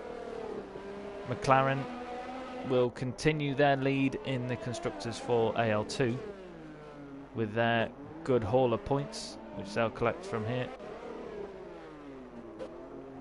Prev, again, doing well to still be in this race.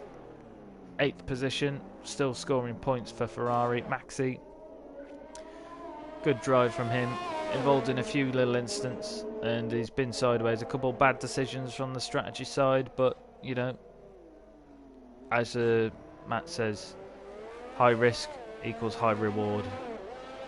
But I think it's not quite worked out for Maxi on them occasions. And CHM filling in the 10th place for Mercedes.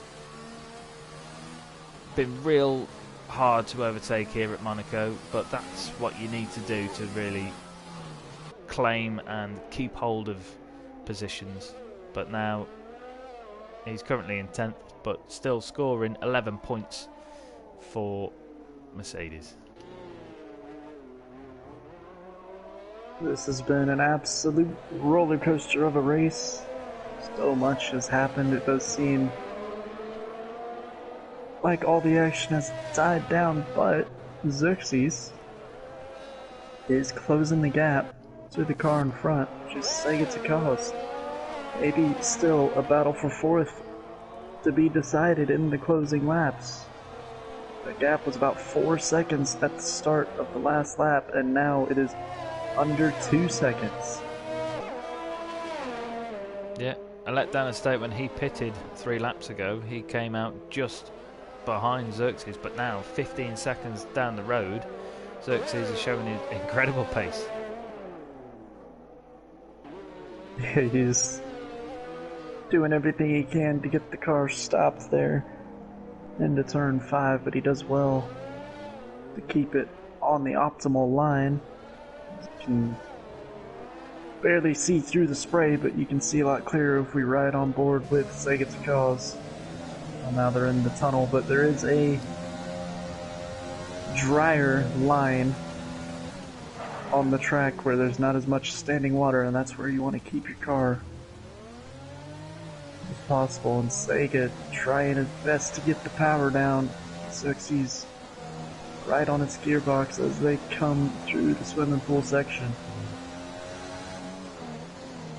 Yeah, Xerxes with 16 seconds of penalties. Of course, he got nudged across the chicane, so that gave him 10 seconds straight away, which won't help him come the end of this Grand Prix. But I gotta say again, you know, Xerxes is one of the few drivers I know that runs no traction, no ABS.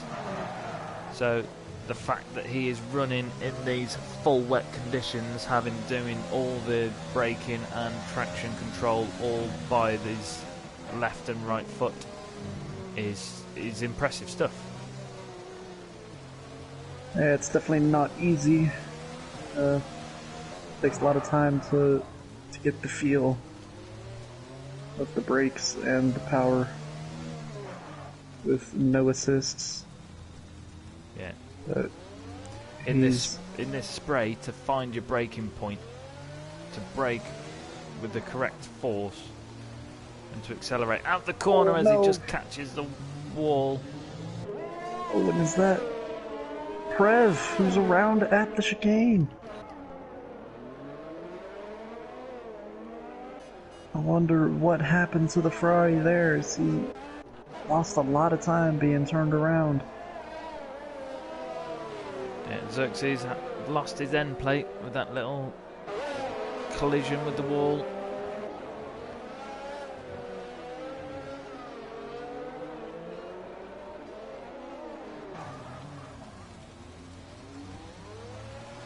But still, even with that missing end plate, he seems to be able to bring the fight still to Sega to Cos.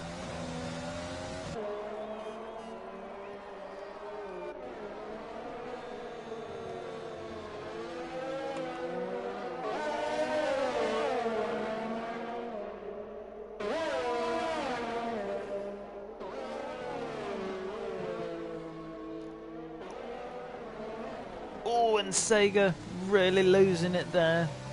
Really struggling with the traction, but that allowed Xerxes to just take the position. Now, without the spray and with the free air, can Xerxes build a gap now to Sega to try and negate some of the penalties that he's got at the moment?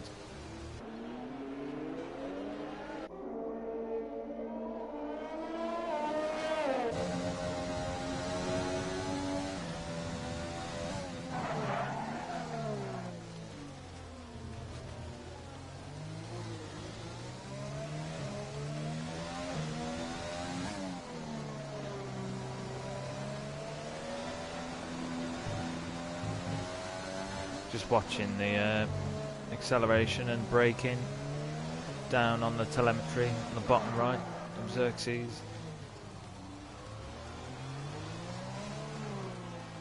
I think at the moment I'm just in awe of the fact that he can go from running on a dry track to intermediates to full wets with no ABS and no traction control, and still be putting in as good a time as he does, because he's now 4.5 seconds clear as Sega, who he only just overtaken. And Sega, as we see, the race leader just behind him. So Sega's soon to be coming a lap down. Yeah, and at the beginning of this race, as you said, Xerxes really struggled, got involved in a few little incidents. But I think he was down in 10th for a little while, but he's shown great heart and desire to get himself back through the field, back up into 4th. It's a really good recovery drive. After winning last week, it's not quite gone as well, but definitely impressive to see him fight back through the field and get all the way up to 4th. Yeah, real unfortunate to see him picking up another penalty there.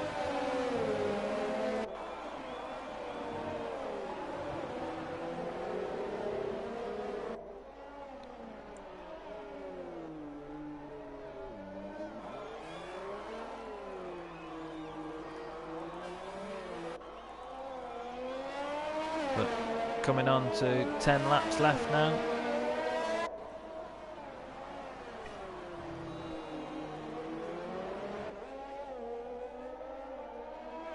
"78 laps of Monaco, nearly complete. One of the shortest laps on the Formula One calendar. But with a couple safety cars and the wet weather, it's really prolonging the show here.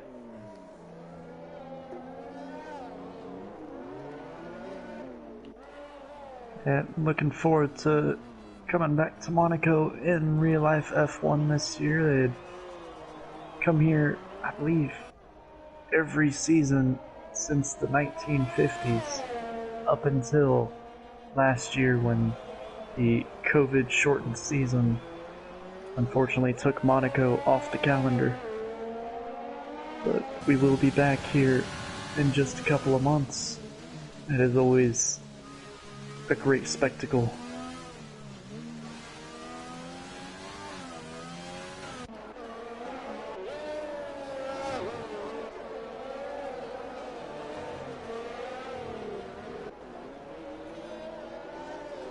I do also look forward to next year in 2022 when new regulations come in and the cars are a bit smaller. Hopefully At a lot of tracks, including Monaco, it'll make racing a little bit more enjoyable both for the drivers and the fans.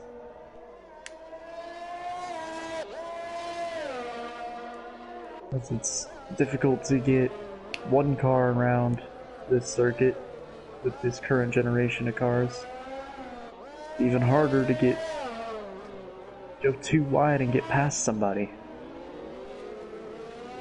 Hopefully the new generation of cars will help with that.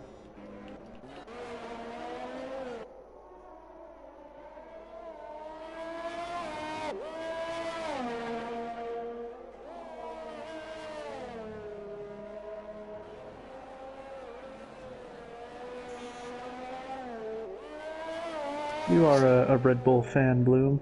Yes. Right? Good So we've had results from the Bahrain practice, I could see. Yeah, I've had the first sessions of the 2021 Formula One season. Free practice 1 and 2 today in Bahrain. And yeah, exciting stuff for Red Bull fans, I think. Yeah, and I think exciting stuff for Lando Norris fans because he's shown really good pace today as well. McLaren do look like they're closing the gap to the big teams each and every year, which is great to see. Obviously McLaren, one of the most successful teams throughout the history of Formula One, and they've not had it all go right over this past decade or so, but they're definitely heading in the right direction, which is great to see.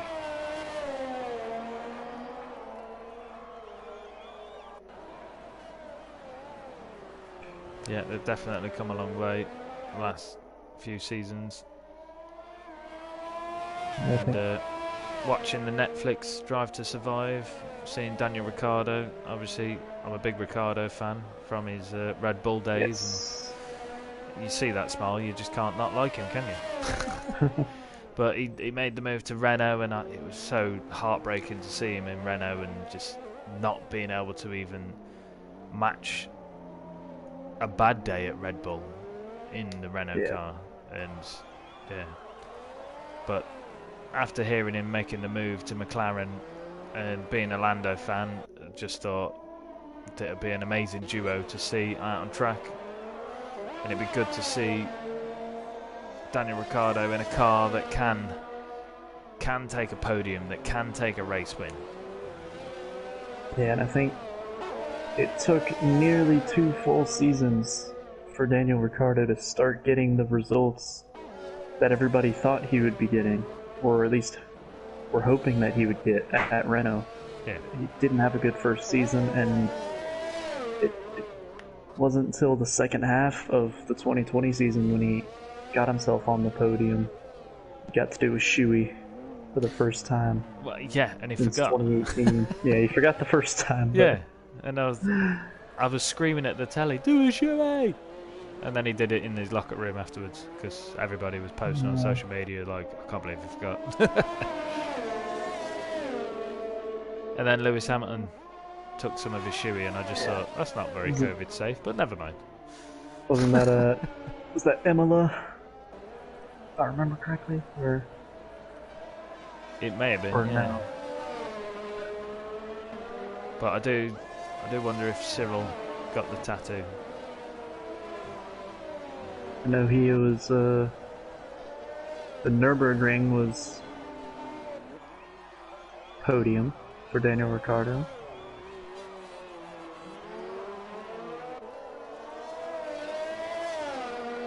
And then I remember Max Verstappen going out at Imola, which sort of opened the door for third place there, and a lot of different drivers had a chance, and I'm looking forward to going back to Imola in a couple of weeks here. Yeah. Round 2 of this season is such a fun track to drive.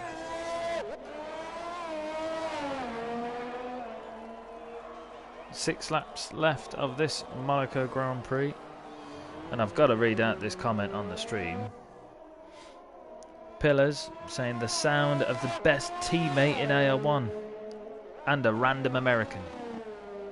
Oh. But yeah, we've got a good show for Racing Point as well, in the shape of Woody Wolfie. He's scoring some incredible points for us for the combined constructors today. Yeah, unfortunate that you didn't have your teammate there on Wednesday. I did have a very good fill-in in the shape of Xerxes. Yes. It's understandable, not everyone is man enough to take on the streets of Monte Carlo, so...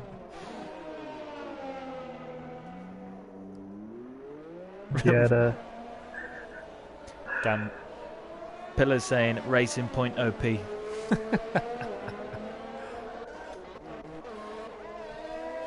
But Woody definitely showing us how Racing Point can take a race win. he's grown the gap to 37 seconds now. This is worse in terms of a gap to some of the Lewis Hamilton wins that we've seen over the past couple years. He's absolutely blown everybody away. I was watching the 2019 Monaco highlights before we came on to commentary tonight, and got Lewis Hamilton with Max Verstappen behind him.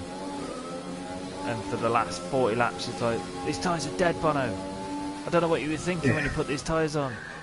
So there's no way getting to the end. We said they were making a mistake, and that they needed to hope for a miracle.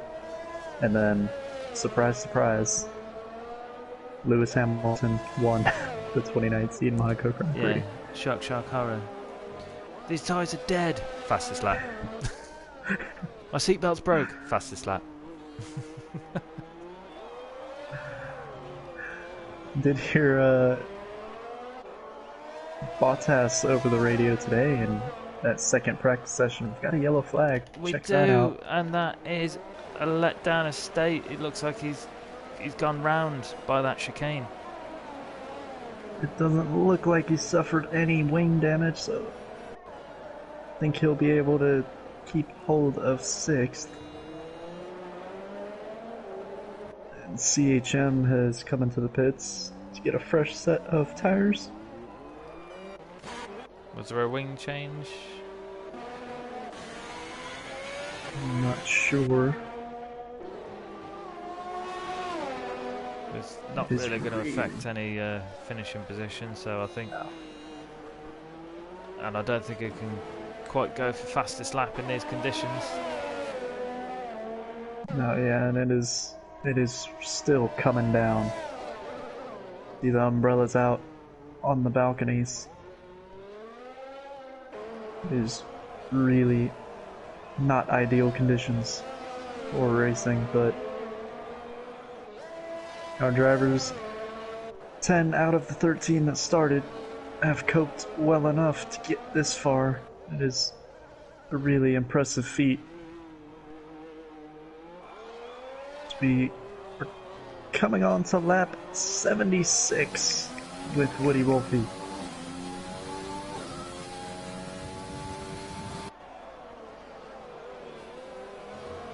It's just been a flawless drive from our race leader. Yeah, he's really been in control this race. He had dropped a couple positions at some point, but it seemed like he's known what he's doing the entire race. And we've got another yellow flag in the shape of a McLaren. This time it's Cal. Looks like Cal has gone round at the chicane.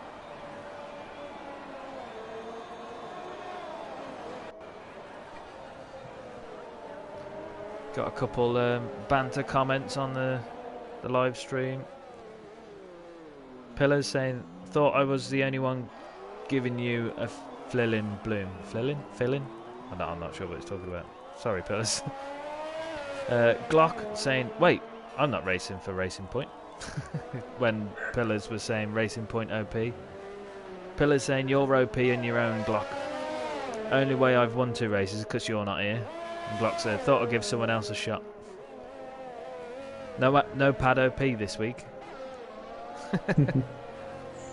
Pillar's saying we all know wheel is OP, but round Monaco, I'm not sure which would be better, a pad or a wheel. Probably a wheel.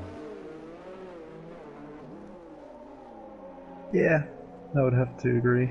I think the only thing, when you're running no traction or no ABS, it is easier to have the touch on the brakes and the throttle when you're using the left and right triggers rather than pedals, but in terms of steering and keeping the optimal line and the consistency, I think a wheel is much better suited around Monaco.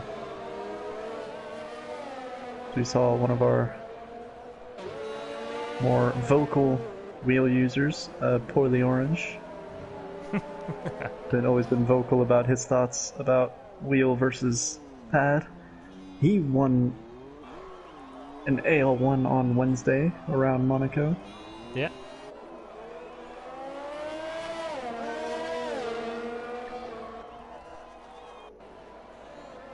Yeah, I didn't do too well on a pad around here, but I didn't have much time for practice, so had I done more practice, it may have changed my result a little bit. Oh, you can see the amount of standing water. We get a cool camera angle coming through the swimming pool section.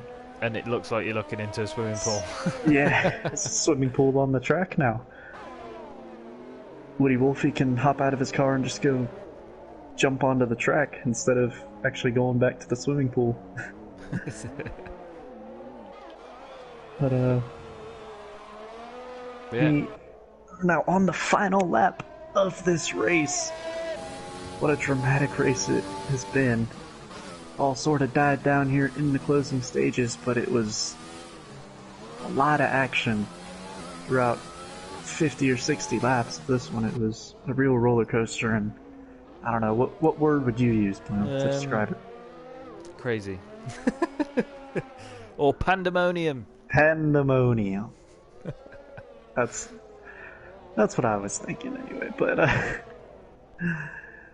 yeah, Woody Wolfie put it on the pole by a second and showed his pace in qualifying, and then he backed up that pace with some great consistency and decision making when the tough decision had to be made between slick tires and intermediates. He was the outlier of all those on the lead lap, went for the intermediates, and boy did it pay off. It gave him pretty much a pit stop gap to the rest of the field, and then went on to full wets and has never looked back as he comes through the final corner for the final time onto the start-finish straight. Woody Wolfie wins the Monaco Grand Prix.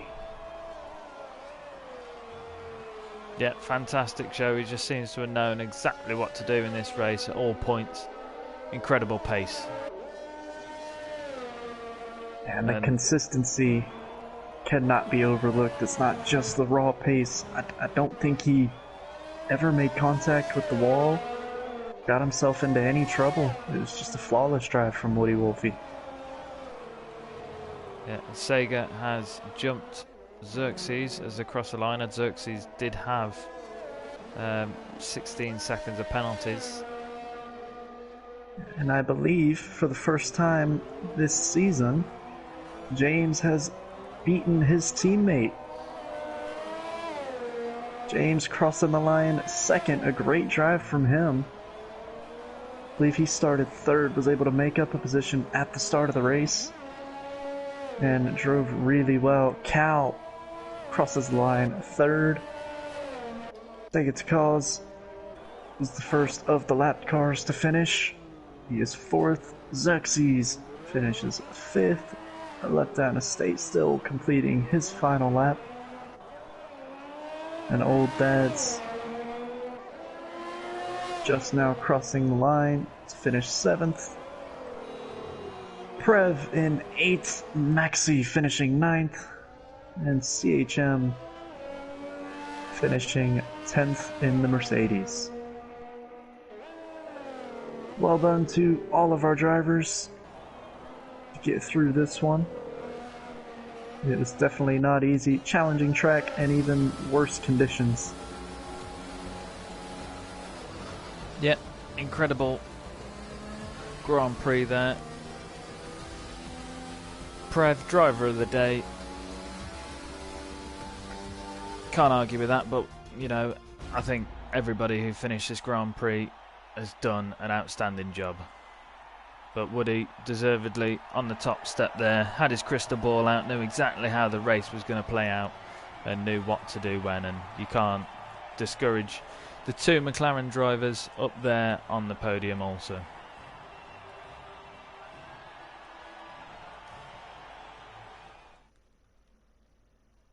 So we'll run down our final standings here. Woody Wolfie taking the race win after taking pole, and all he needed was to complete the hat-trick, was the fastest lap, but that was given to Xerxes.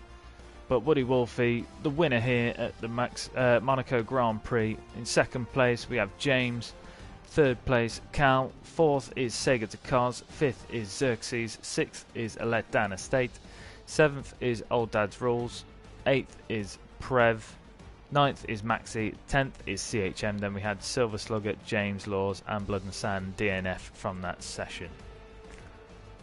So what an incredible show we had there, and Matt is just getting in the drivers for a post-race interview. We'll just flick onto the stream and make sure everybody can be heard, so if they can just make sure they've got their audio share settings on, we can see how they felt with that race. Yeah. We'll start with Cal getting himself back on the podium. Another solid result. And that was quite a roller coaster. Give us your overall thoughts. Yeah, it was at the start was the best bit. So obviously it went down to fifth, which wasn't good, but then battling with Sega and a letdown was fun. Managed to clear them. Gaps were huge to the guys in front. Safety cars weren't much help just because of the amount of cars between us at the starts, but in all honesty, Woody was flying. So yeah, all in all, another good result. McLaren points on the board, so I'm very happy. Was you hoping to take them medium tyres on your first stint all the way to the wet weather? Did you know roughly when it was going to come? So yeah, I could have easily taken it to the wet weather, but I knew I had the gap. I think, was it, I came out in the same position, didn't I? I didn't lose a position, did I, coming out of the pit? Yeah. Did I lose a position or keep a position? I think you stayed where you had to get. That's what I thought. So, so I just went on for the soft tyres just because I knew rain was coming. I just thought, well, I'm not going to catch two guys in front. I'll clear the guy behind. Soft tyres might help in the rain for a little bit longer, get me through the rain or whatever. Because we wasn't sure if it was just going to be a small bit of rain or the guy with the weather forecast wasn't very much help. But yeah, and we just sort of made up as we went along, I think. Yeah, so that bit where it was raining for like 10, 12 laps and everybody seemed to just stay on the slicks. Was there any thought of going on to the intermediates over that time, or was it still clearly not wet enough? But I don't know, it looked really challenging out there. It was a bit of a weird one because Woody obviously went onto the inters really early, which was a little bit too early. But I did say to James, I thought that his inters might come on strong if it keeps raining. But there was no sort of like warning of it getting to the point where it went from dry to inters. It kind of just switched at turn 2, I think it was, which was a nightmare. It was literally fine. Like, I think I overtook Woody the lap before. I think he let me through because he was really struggling.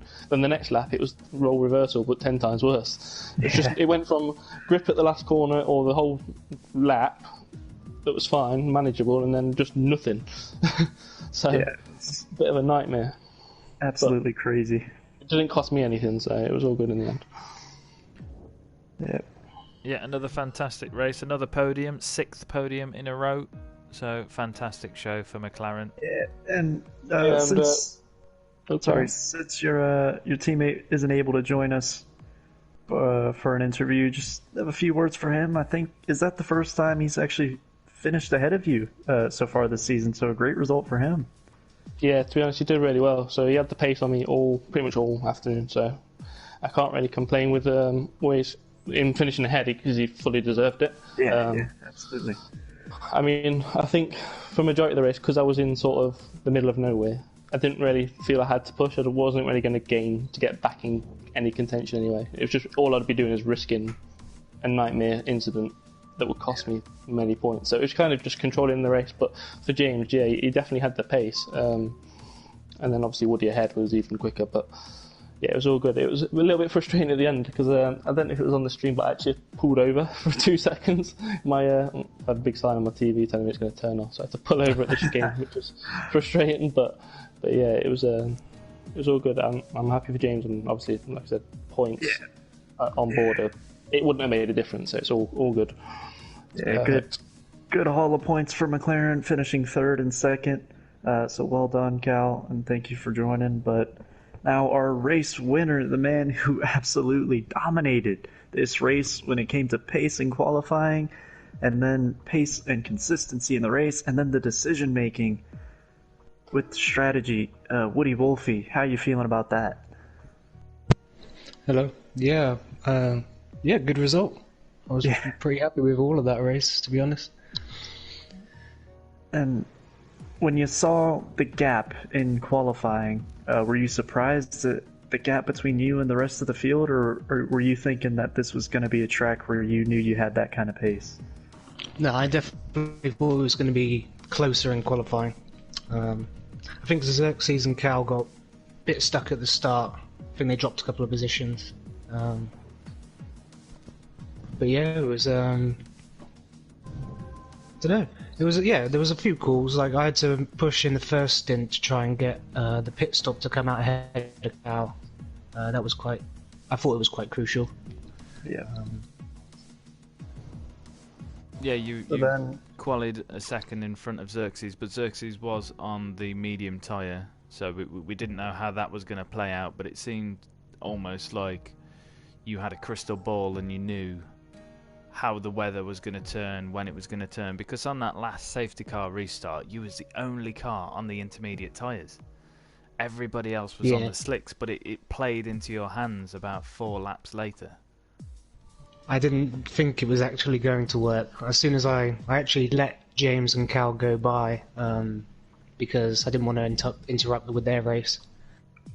And then, like Cal said a moment ago, you didn't quite know when it was going to turn, and then on one of the laps it just turned, and I went from losing a couple of seconds to gaining a couple of seconds just in one lap. So it was quite fortunate. It was a risky roll, but it worked out. Yeah, as I said on the commentary, high risk, high reward, and that one definitely paid off for you. But then, not only did the intermediates come into play, but then just a few laps later, it was full wets. What was that like, going so quickly from light rain and still being on the slicks to the polar opposite in just extreme wet conditions? Yeah, I didn't quite feel too bad on the inters when it was just changing, but I seen Cal was the first person to pit for wets, and I just thought I'll just follow in on that, and it definitely was the time to do it.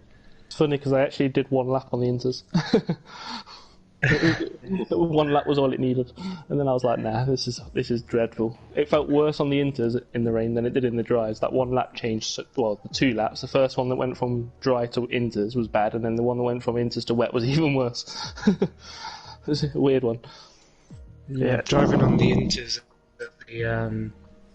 at the safety car restart was pretty hard, to be honest. There was no grip at that point.